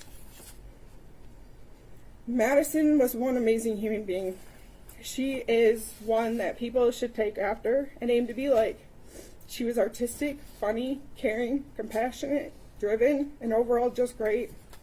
She was a large piece of our family puzzle. Now that she is gone, our family is broken. There are no longer family get-togethers for Christmas, and very rarely for birthdays. There's a crater-sized hole in the family. The fact that she was killed 15 feet from the door my son was behind that day cuts me every time. I often think, what if? What if she would have ran and got behind door 256 with Mason? What if she ran out the doors to the outside that were mere feet from where she was found? Would the outcome have been different? Something we will never know. My son walked by a body that day, and I hoped for so long it was not Madison, since only her and Hannah were the only ones that died in that hallway that day. It was not until months later we found out it was not her, but in fact Hannah. Does not make the situation any less traumatic or sad, as no child, or anyone for that matter, should have to be subjected to seeing this. Months later, I found out the whole truth of what happened that day to Madison. She happened around the corner at the same time the defendant emerged from the bathroom shooting. She ended up 15 feet roughly from where my son was. Had he been evacuated the opposite way, he would have walked past her and not known it. Sadly, as time passes and the defendant gets the attention and quote-unquote fame he so desperately wants, it pulls the focus off these 4 lives that were taken way too soon. Madison, Tate, Hannah, and Justin. Criminals currently get treated better than the victims. The defendant needs to live in a cell for the rest of his natural-born life. With each breath he takes is one less than Madison gets to. The fact that he is even still here makes my blood boil. He took innocent lives, injured innocent people, terrorized innocent students, yet we get tablets and education privileges. I get it. We all have rights. What about Madison, Tate, Hannah, and Justin's rights? Right to live? Right to be here? I cannot speak on behalf of the other 3 families, but I know what this whole nightmare did to ours. Our whole world crumbled that day, and we are still attempting to glue the pieces back together, which they will never fit the same. Madison will never get to fulfill her dreams of graduating, going to college, getting married, having kids, and just enjoying what life has to offer. She was slated to do great things, and please know that she would have done just that and so much more if she were still here. Why? Because the defendant took that from her. She was scared for her life, cowering down, covering her head, I'm sure just hoping he would keep walking and let her live. But no, the defendant had to execute her as if she was some kind of threat to him, which she was not, nor would she have ever been. Madison was the nicest person you would ever meet. If everyone aspired to be half the person she was, this world would be that much more of a happier place. She was a senior, as I stated before. She had only been in Oxford High School for 3 months as she transferred from Clarkston schools. She barely knew anyone. She was in the wrong place at the wrong time, which gives the defendant no right to execute a scared girl because he needs to, quote-unquote, teach a lesson. No right to shoot anyone for that matter. He obviously missed a lot of lessons in life, whether it's from his parents, peers, or teachers. There are a lot of people in this world that have been subjected to a less than desirable home life or set of circumstances, but you do not see them out shooting up their school. It seems from everything that has come out, the defendant planned for months, researched outcomes, notated response times, mapped exits, and openly accepted his fate of spending his life in prison. So I ask you, do you feel like a 15-year-old, now 17, that put so much time and effort into this attack deserves to ever step out of those prison walls one day? I do not care that he had lousy parents. Maybe his brain is not fully developed, but he knows the difference between right and wrong. Yet he still followed through, knowing the consequences. Most people take these less than perfect situations and turn them into opportunities. The defendant chose the opposite path. He stated in his journal he was ready to spend the rest of his life in prison. I implore you to grant him his wish and sentence him with life without the possibility of parole. Thank you. Thank you, ma'am, for being here, and thank you for sharing the positive stories as it relates to your niece. I appreciate that. Thank you. Thank you.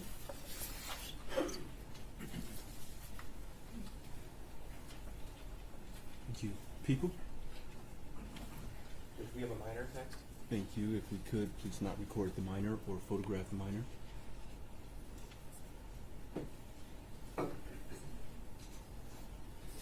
Thank you.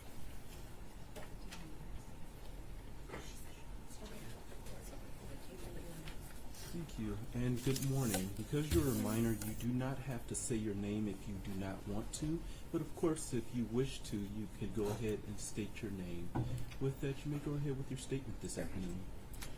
My name is Avery Bluenstein. I'm a junior at Oxford High School, and today I want you to look at me. I have faith that the justice system will do its job, and you will never see me in person. So today, I want you to look at me, because it'll be the only chance you'll ever get to. As I stand here today, I'm 16 years old, and I'm a junior at Oxford High School. I was 14 when you shot people right outside my classroom. As I think about it now, I can feel the adrenaline running through my veins. I was a freshman in room 256, my world history class. I sat on the floor of room 256, and there was no doubt in my mind. I was certain I was about to be murdered. More than thinking about myself, I thought about my sister, who I shared a room with. That night, she would come home to our shared room, and she would be alone. Would she get any sleep? Could she ever again? And at my funeral, what would they even talk about? I haven't accomplished anything.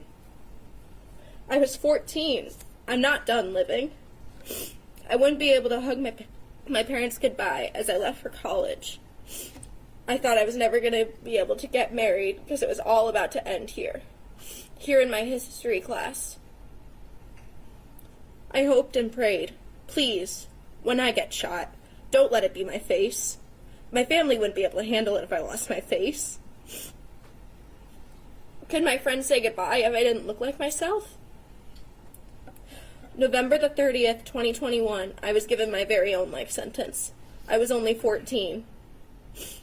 I am now sentenced to a lifetime of PTSD. I've spent hundreds of hours in therapy offices, and I've spent all my tears on this for so long. Whatever punishment the shooter gets, it will not be enough. Nothing could ever be enough. You took Hannah St. Juliana. She was so strong. She could have lived, but you stopped in your tracks and you shot her again. She didn't deserve it. My teachers, in the beginning of November, had made arrangements so I would sit with Hannah in my classes, because I was new to Oxford that year.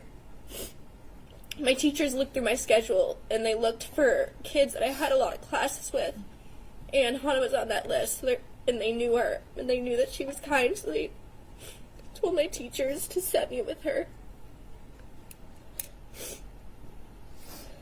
She was so talkative and friendly. Tate, Justin, and Madison didn't deserve it either.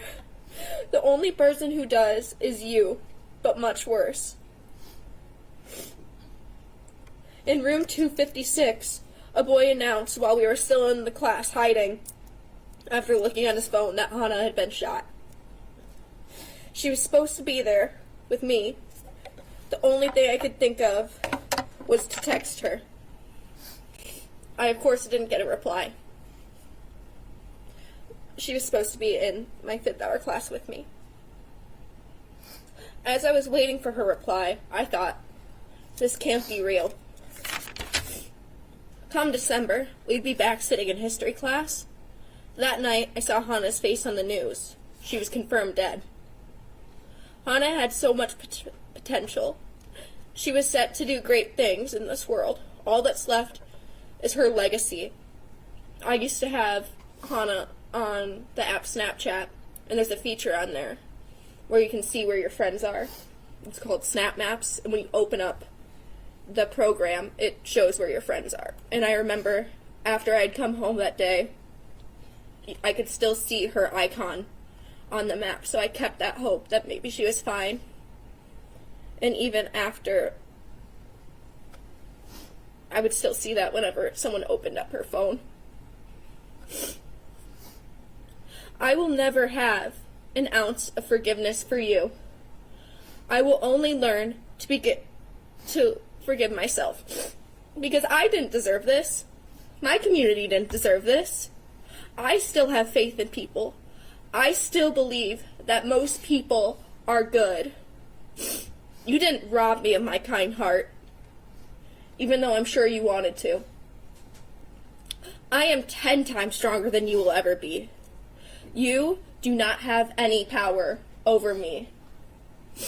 After today, I will live my life, you will go behind bars, and I'll never have to see your face again. You are a waste of space. I'm not sorry to say that. You're not special. You don't have a divine right. You're just an insecure, weak, fragile, insecure boy who could not deal with his own problems. Your name will never be said. Now, the rest of us are left with the pieces, and I'm going to ask you one more time to please look at me. Thank you. Thank you. Thank you for being here and your courage to speak this afternoon. I know it took a lot, so thank you. Thank you.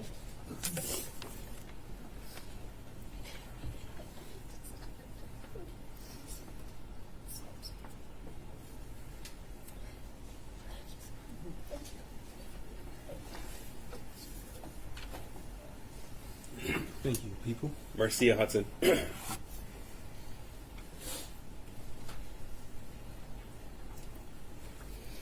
you. Good afternoon, ma'am. If you could, please state your name for the record. Yes, that's Marcia Hudson. Thank you. And Ms. Hudson, you may go ahead with your statement. Good afternoon, Judge Rowe. I appreciate this opportunity to address the court.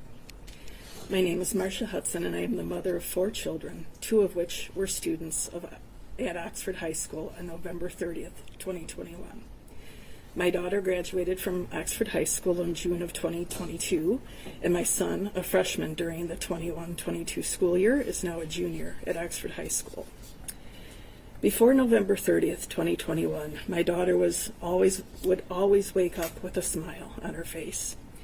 Cheerful, confident, optimistic, caring, and as reported by her teachers, often seen laughing with her friends, making TikTok videos in the hallway, and basking in the glow of what was starting off to be an amazing senior year. Life was finally getting back to normal, having just experienced a global pandemic, and her outlook was bright. Before November 30th, 2021, she loved attending football games with her friends, going to dances, playing soccer, planning events, and engaging in her studies. Life was good, as it should be when you are young and full of life.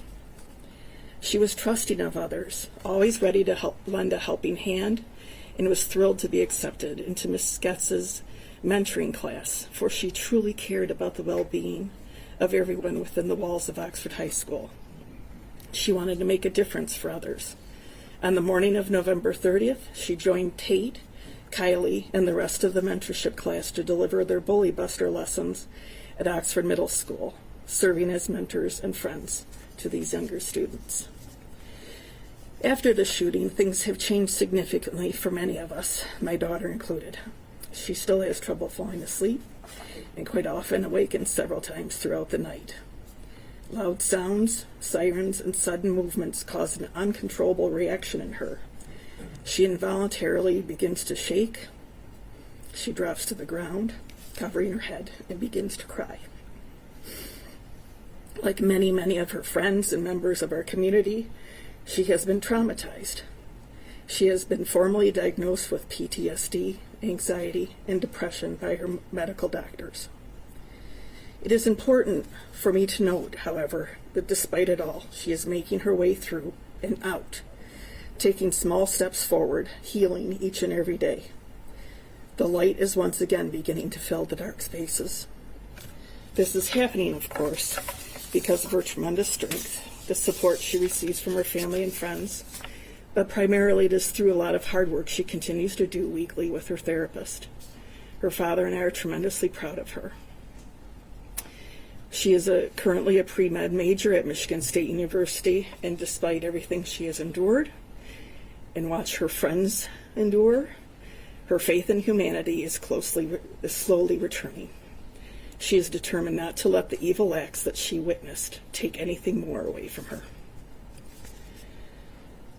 As a mother helping to navigate not just my children's emotional and mental health, but that of my own, I too recognize the ways in which I have been affected by this senseless act of violence. The events of November 30th, 2021 have rocked the very foundation of what I have known to be good and right about the world. And despite the depth and breadth of emotions that I have experienced since November 30th, 2021, has fundamentally changed who I am today. I struggle with my emotions to this day, and the thoughts, feelings, and memories continue to rise up unexpectedly, like as I drive into the local Meijer parking lot, my mind still flashes back to the day that we all raced there, praying and pleading along the way. I remember arriving and watching my child crying, unseen, running back and forth across the parking lot, completely panic-stricken. I remember how desperate I was to get her into the car and hold her close, to hug the fear and sadness away. Simultaneously, I think about and pray for the parents of those that also raced to Meijer, so that they too could be reunited with their shaking, panic-stricken children, only to learn that they will never again be able to hold their child.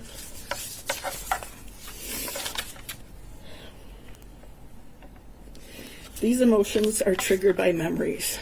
There are still moments when I receive a text from my son or daughter, and my heart skips a beat, remembering the text I received from my daughter moments before I understood what was happening.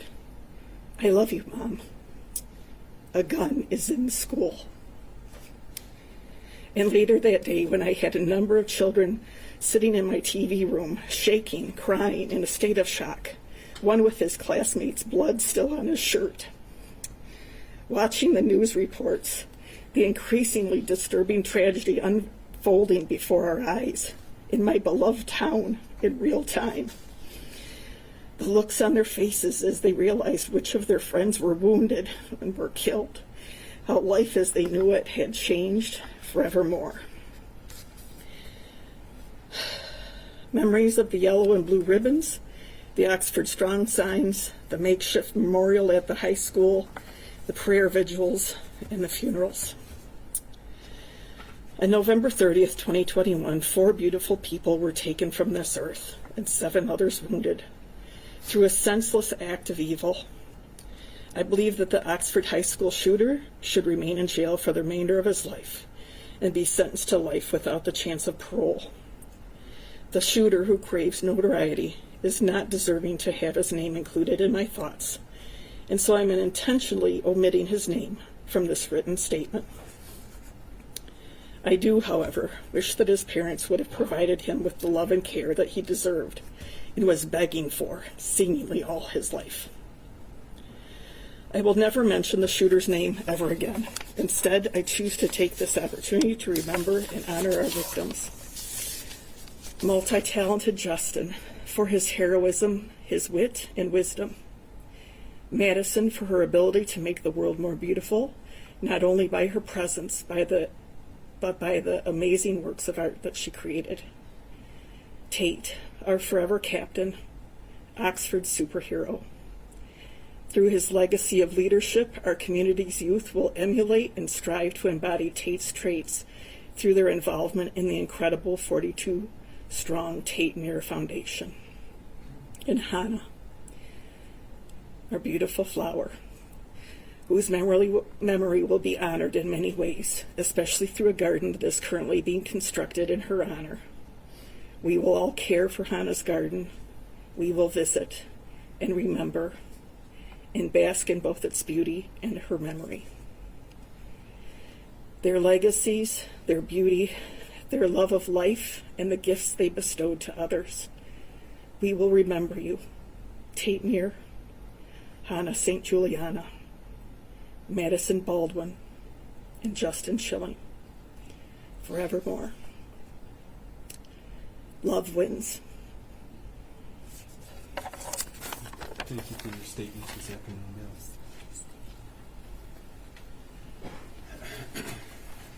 Madeline Johnson. Madeline Johnson is next. Thank you. Good afternoon, ma'am. If you could, please state your name. Madeline Johnson. Thank you. You may go ahead and proceed with your statement. Thank you.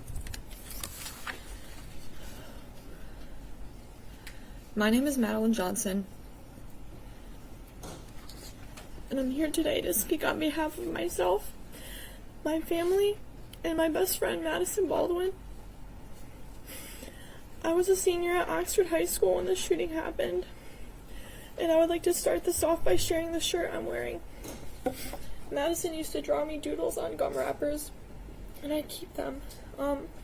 One day she gifted me the one on the front of my shirt, and she said that it was the two of us as dinosaurs, best friends, even in the prehistoric times.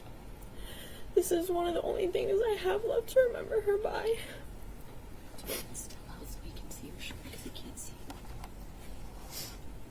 This is the back. Thank you. On November 30th, 2 years ago, Maddie and I were coming from our 4th hour AP statistics class that we had together, and we were walking down the 200 hallway. I had a lot of time to get to my next class, so I figured I would walk Maddie to her 5th hour class, sociology. Once we neared the end of the hallway, we realized that the shortcut she usually took, the courtyard, was closed for the season.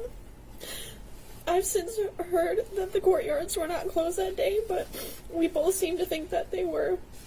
We had to take the long route instead, the one that curved around the school.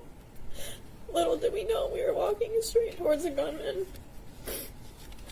Since neither of us had intended on taking the long route, I realized that I was going to be late for class, so I said goodbye to her and turned around to start walking the other way.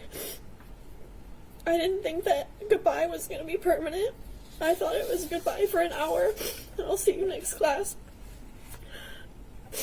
As soon as I started walking the other direction, I heard the first round of bullets. The pattern of them still plays in my head every single day. For a moment, just a fraction of a second, everything went quiet, or at least it did for me. I looked around the hallway and saw looks of horror on the faces of teachers and other students. Their faces are frozen in my mind. I didn't see Madison. I couldn't see where she went. After that fraction of a second passed, it sunk in for everyone in the hallway, and it was chaos. People were screaming, running, pushing, and shoving. Doors were being slammed shut as kids desperately tried to make it to a classroom, and more gunshots rang in my ears. I wasn't in control of my own body anymore, and I couldn't feel any of my limbs. My hearing went out, sort of like when you're underwater and people above you are talking. My vision went blurry, and I didn't even realize that I was running as fast as I possibly could to the other end of the 200 hallway. I later recalled that I passed so many exits, so many side doors, but during those few minutes of hell in the hallway, all I could do was run forward. I found out that Madison died a few hours later from a photo on somebody's Snapchat story. I didn't believe it until multiple other people confirmed it for me. Even then, for months, I still didn't really believe it. The moment it really sank in that she was gone forever was the day we had to go back to the high school.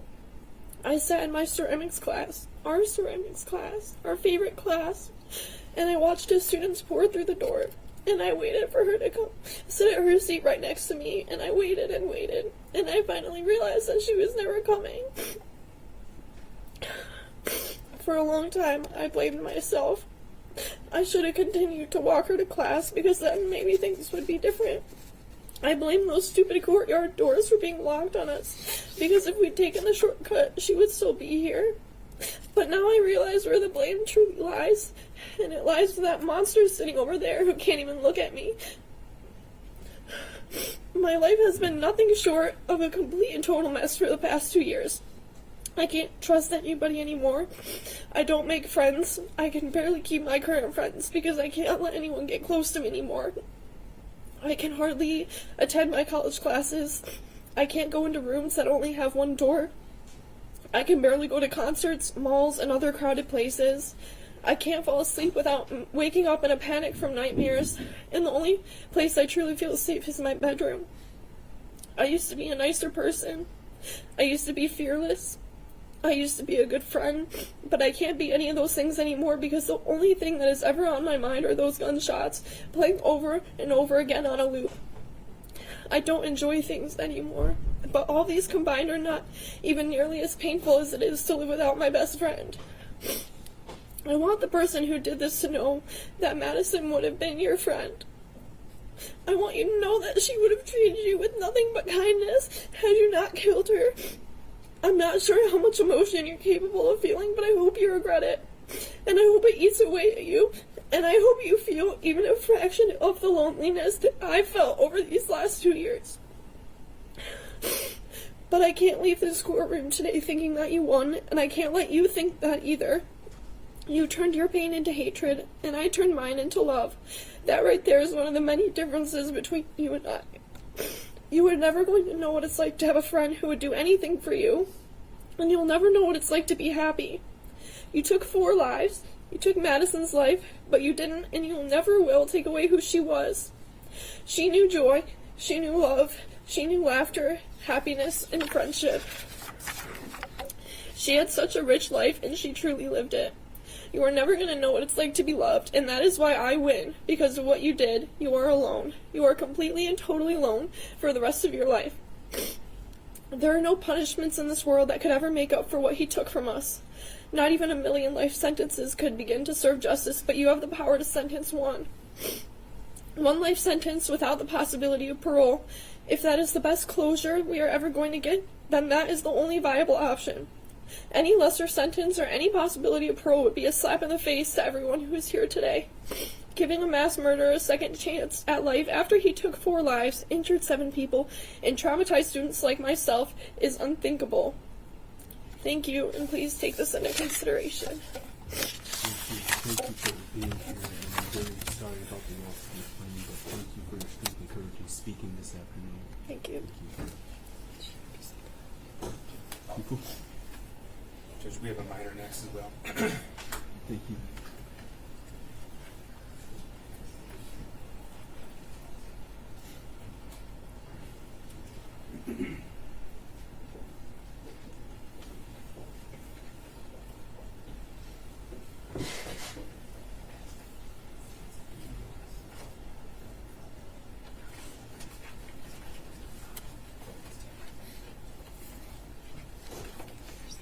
you, and good afternoon to you. You Because too. you're a minor, you don't have to say your name on the record if you do not want to. But of course, if you want to, you may go ahead and state your name. With that, you may go ahead and proceed with your statement this afternoon. Thank you, Your Honor. Hello, Your Honor. I'm a survivor. My name's Addison Koss. I was an Oxford High School freshman when this tragedy occurred.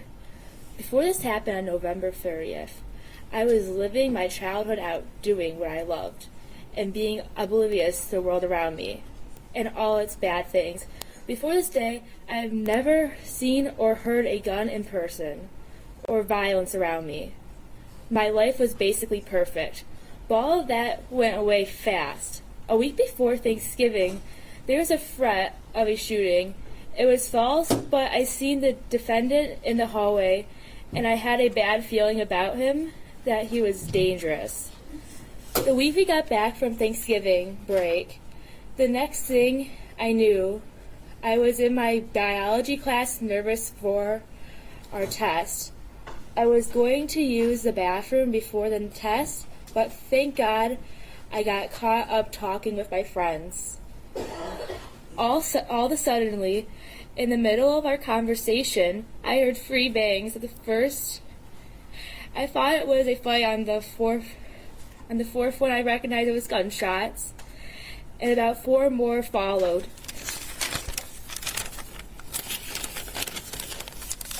Me and my friend were near the door, and we hugged each other tight and ran to the corner.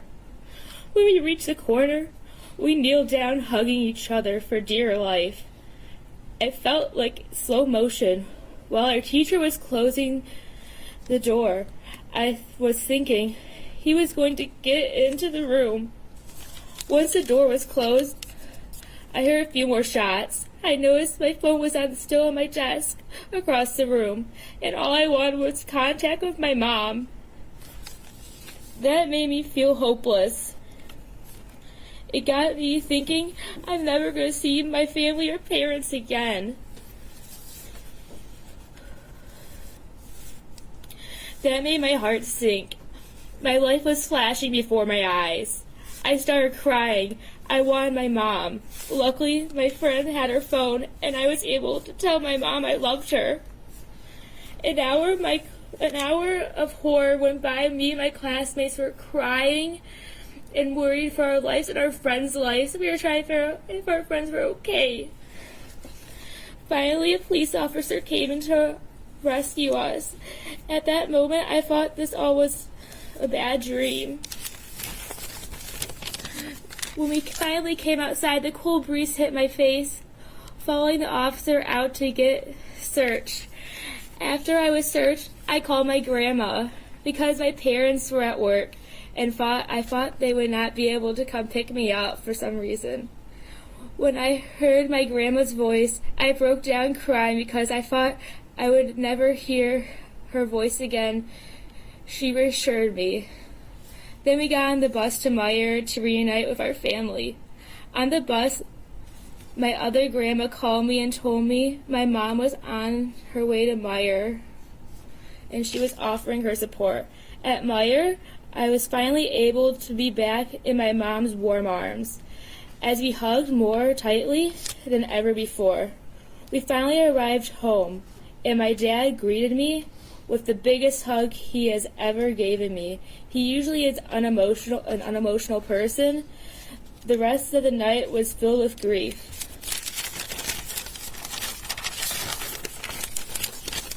The after effects on me was I could not sleep alone for weeks after this tragedy. I slept in my parents' room for the first week, and I don't usually sleep with my dog. My dog had to sleep with me.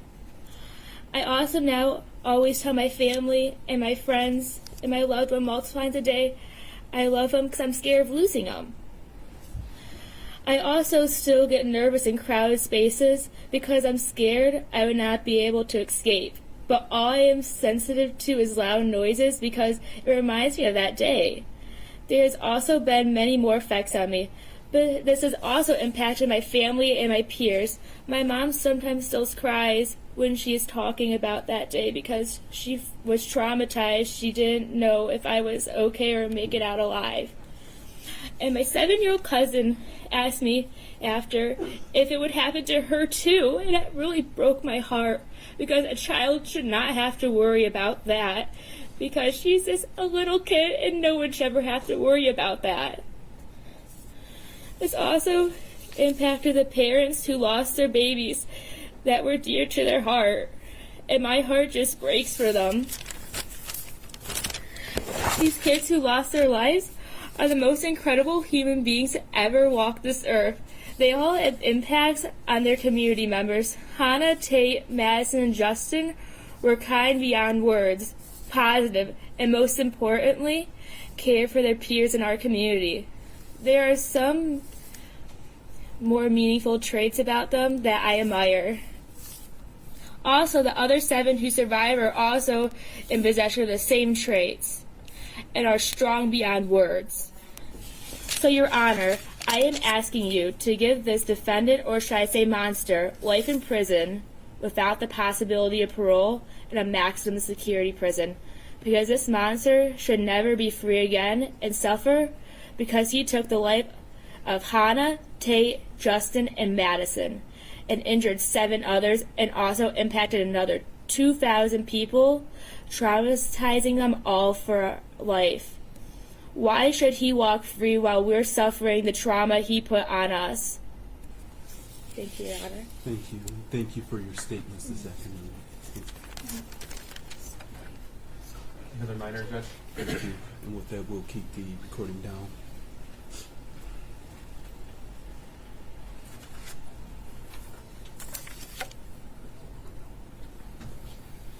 Thank you. If you wish, you may state your name, but because you're a minor, you do not have to. With that, you may go ahead and proceed with your statement this afternoon. My name is Sylvia Lester. By my understanding, a victim impact statement shares the story of how a crime has affected oneself. I feel compelled to share my own story. I never understood or grasped the truly devastating reality of losing someone you love. I still haven't grasped the concept, to be completely honest. The only coherent words that came out of my mouth when I received the phone call that my beautiful best friend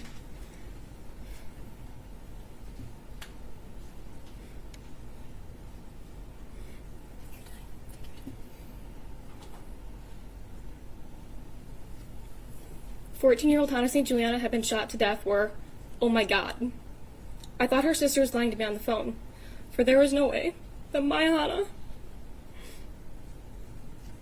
had been brutally killed in their school hallway mere minutes after I left her to head to my 5th-hour class. After being placed in lockdown, I hid in the corner of my darkened English classroom, oblivious to the true carnage happening just across the courtyard from me. I can still feel the echoes of classmates' hand clenched tightly in my own interlocked fingers. I can hear my blood rushing through my ears as I waited to experience the ring of a gunshot that would end my life. I can no longer walk down the street without thinking someone is waiting to kill me, aiming for me. The sound of sirens automatically alerts my brain to another school shooting, and to the numbing walk after leaving high school, to the same irrational call that will inevitably be following, informing me another person I love is gone. To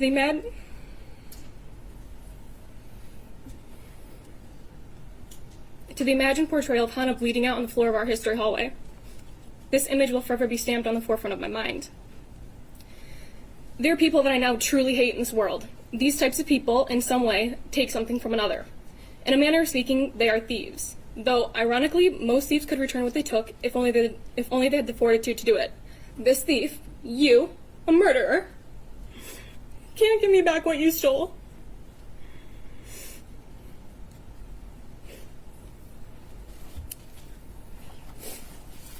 You stole my best friend. You stole my carefree laughter. You stole my Christmases. You stole my Tuesdays. You stole my New Year's. You stole my Friday night football games. You stole Hannah's 15th birthday. You stole Hannah's 16th birthday. You have stolen every single one of her birthdays. You stole my 16th birthday, along with my 17th and everyone following it.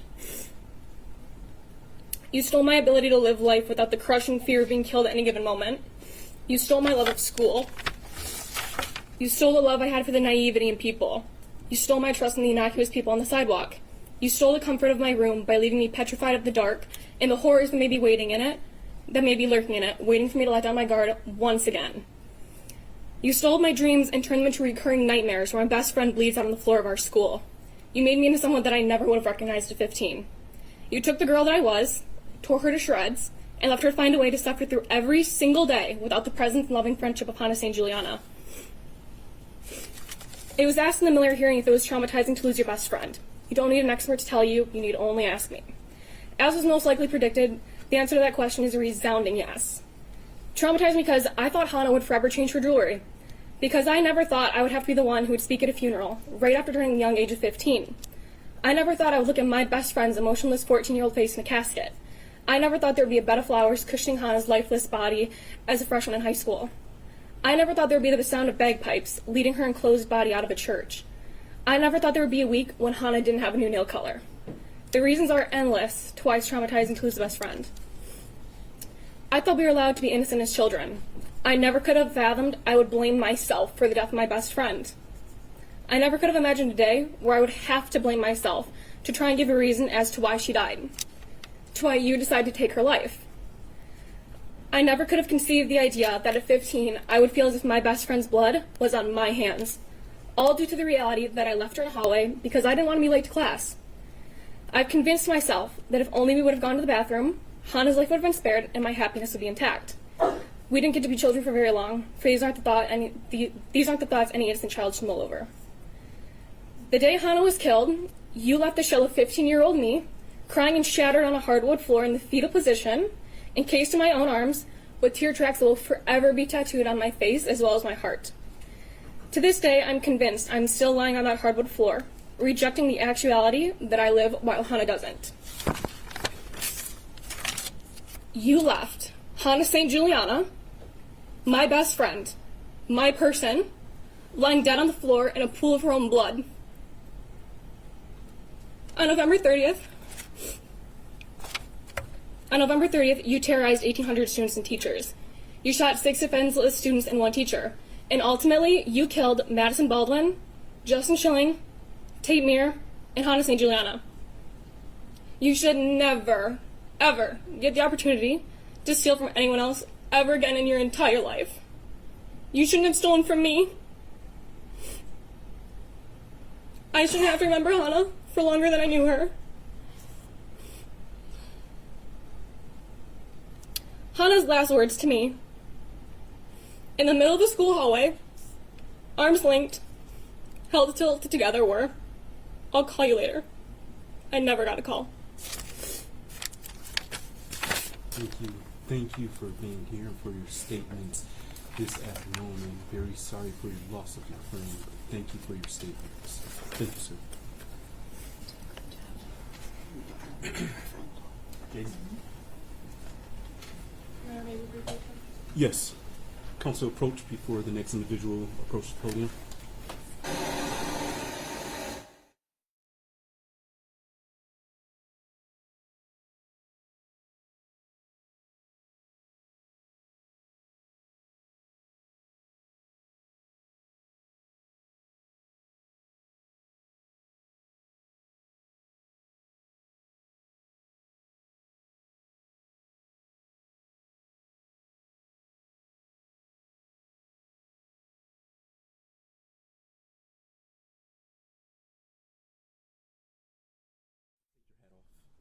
Please remove your hat in courtroom. Thank you.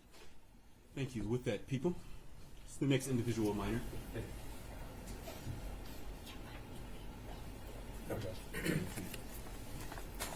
Thank you, and good afternoon. If you could, please state your name for the record. Jace McCarthy. Thank you, and you may go ahead and proceed with your statement. To explain how I was affected, I would have to tell you that I feel like my mind is stuck in a Meyer parking lot, which sounds silly. For most kids in Oxford, the Meyer parking lot was viewed as a hangout spot, a place you would go to sit in a parking lot, wasting gas and talking about gossip or life problems. Strolling down aisles for hours trying to waste time before curfew. But most days I'm stuck in a Meyer parking lot. A parking lot filled with my peers hugging each other, cameras everywhere with reporters shoving microphones in faces, asking questions we couldn't comprehend at the time, with police sirens flooding the streets in my senses, and helicopters flying overhead. I am still there. I can feel the concrete underneath my feet. The cold, harsh wind still greets my face, even in the warmest July heat. I am still as the world spins, and my hindsight becomes blurred and hazy. I was coaxed into a state of shock for a long time. Some days I miss it, the feeling, the unknown, before it was real, when I was whole. When people started to come out and tell the world that they lost a piece of themselves that day, or they were looking for the person they were before the shooting, I didn't think I was a part of that group. Maybe I was taking it too literally, or maybe I wasn't aware enough to realize. I think for a long time I was walking around fractured and not knowing it. I didn't know when I lost that part of me. I still don't. Was it when I saw cop car after cop car from everywhere in the state? Was it before I saw 3 confirmed dead on the TV? Was it when I saw post after post of Madison's senior photo being used as a makeshift missing poster? Was it when the world stopped? My older brother came home a little after I did. He sobbed into my mother's arms. I can't remember a time he cried before that. I sat in a kitchen chair, confused, unsure what to do. So I left and walked to my room. Unfortunately, the walls weren't thick enough to prepare me for the words that came out of his mouth next. Nate's brother was shot. He was shot in the head, Mom. I felt time froze. I didn't know what to think. I didn't think I was hearing his words correctly. I was mixing up kids in my grade, scrambling for a name that I was clearly blanking out on. I remember staring blankly at my phone, hoping that it would somehow tell me magically what to do. No one tells you how to comfort someone after receiving news like that, so I stayed hidden in my room. Justin Schilling, someone my brother has known for years. The number on the TV screen felt more like a cruel weight that suffocated me. The number on the screen was real. Nothing screams real like a gurney outside the exit of your old chemistry class. I didn't sleep that night. I was hoping I would hear news about Justin. Calling friends of friends who knew something, I told my mom in the early morning hours that people were saying goodbyes. I didn't want to be the one to tell my older brother. Looking back, I'm sure he knew. By 9 a.m., Justin Schilling was trending on social media. Justin Schilling is dead. I went to vigils out of nonstop guilt. I kept every candle. They've been collecting dust in a senior memory box that I made 2 weeks before my senior year, with high hopes that it would hold things like good grades and grad cards, turned into a gravesite of everything that embodies the 30th, from coping cards to Oxford Strong mementos. I still have wax on my shoes that I don't have the heart to clean. It's strange that I view that as a better time, not having to cope with the grief or loss because it hadn't hit me yet. Depending on the day, I'm aware enough to know that that wasn't a better time. A better time was not having to walk where kids bled out and died. A better time was not knowing the kid who sat at my homecoming table, or the fact that 2 months later he was going to school with a gun with the full intent on using it. A better time was worrying about how I was going to pass my math class and not how fast I could put in a night lock. I haven't been able to go to college out of fear that I'll go through another school shooting. I've watched friends drop out. Every day I fear for my siblings who are still in school. I fear for my friends. Every time I hear a whisper about a campus threat, I find myself praying, begging whoever's up there that my friends are safe. I can't bring myself to even think about the worst scenario. I don't know if I could go to another vigil. I don't know if I could go through it all over again. I hate cameras flashing. The sound of cameras clicking gives me the sense of unease. You never really get told the after. It's not just one thing, it's many. No one tells you the after. The only way you know is when you go through it. My friends and I's grief will forever be for the public view. Our faces on the front page, above the fold, or trending on some news network. Our tears will forever be ingrained in film. The worst day of our lives will forever be attached to our names and to our faces. One quick search shows us at our absolute lowest and most vulnerable, and no matter how far I run, no matter where I go, I can never escape the everlasting fear that the 30th has instilled in me. I do not get to move on. Every day I'm reminded of the 30th. Each time I feel my hair get blonder, I hear myself repeat 151 days till graduation in the back of my mind. I hear voices of people I haven't spoke to in ages. I hear cameras clicking, and I feel the weight of my brother's cries washing over me for the first time all over again. I'm a senior in high school again. I find myself unable to move on. I find myself back where I was in the Mara parking lot with the wind and the sirens. And maybe if I could find that kid with bleached hair and torn up Vans wearing a coat that wasn't his, maybe wondering if he would have rehearsal afterwards. Maybe I could find forgiveness, but I know I never will. I chase after him most days. I see him across the street or down the hall. He haunts me, a constant reminder that I will never be the same, that death and trauma isn't something that can be scrubbed away no matter how hard I may try. My words will never be able to paint a perfect picture or make an outsider truly understand the haze the world turned into in that Meyer parking lot, a haze that somehow turned into hours within a blink, and then it was days, which somehow turned into months, and when I woke up from it all, I was left with a heavy burden of loss, grief, and guilt that will forever ache in my bones and taint the air I breathe. It's more of a person, a friend, something that knows my ins and outs, and I'm sure I'll be holding its hand for a very long time. It'll greet me when I least expect it in the years to come. It waits on the edge of my bed every morning and tucks me in at night. It follows me around, always looking over my shoulder. It's the voice that tells me to check my exits, follow the rule of 3. 3 exits, 3 hiding spots, 3 things I can use to defend myself. That open spaces aren't safe, that loud sudden noises means it's life or death and I need to run, that backpacks don't just hold books but lethal weapons that someone is just itching to use. It tells me I will never be safe. It makes me second guess when I hear sirens. I can never tell if they're real. If my room gets quiet enough, I can hear them. They're more than a familiar sound, yet when my body hears emergency vehicles, I can't help but tense up. If I can't sleep at night, it crawls into my bed beside me, making me think of what ifs, or what I'll do, who I'll call, what I'll say if it happens again. And as the 30th approached closer, I find myself in sleepless nights. The cold air gets harder to breathe. The weight on my chest becomes ever more present, and I'm looking over my shoulder. Every small noise becomes a mental game of am I safe? Even the crunchy snow becomes a cruel reminder. Passing by the school around this time of year gets harder because when there's no cars, my mind convinces itself that I'm on break, that I'm 18 again. I have to look in the mirror and I have a hard time seeing the person who's looking back at me, because sometimes time isn't linear to me. I expect to see the person I was.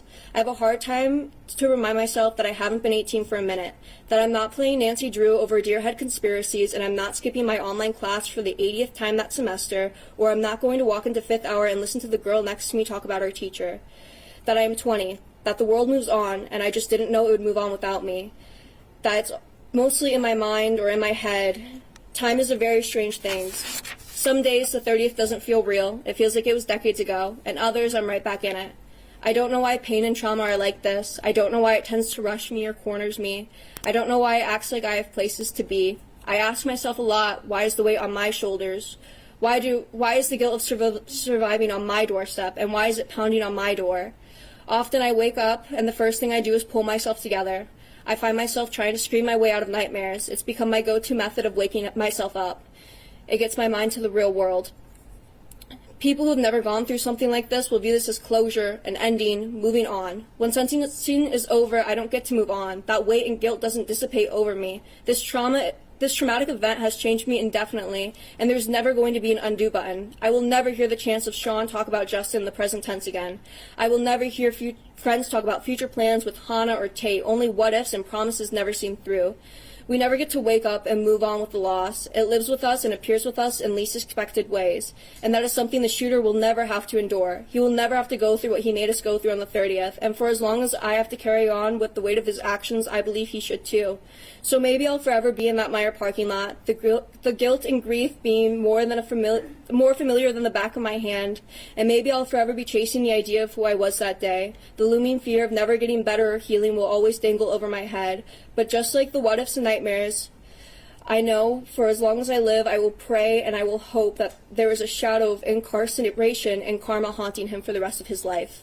Thank you for your statements this afternoon. Thank you. With that, we're going to go ahead and we're going to break for lunch. We're going to break very briefly. I do want to attempt to get this hearing done today, and so we're going to break. We will return to court at 1:35 p.m.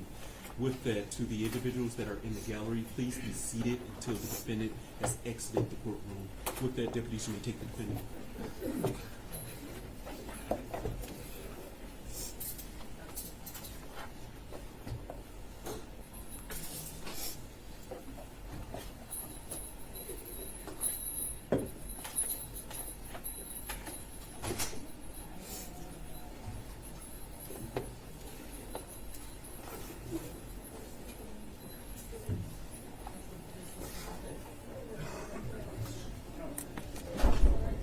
Thank you. With that, court stands in recess. All rise.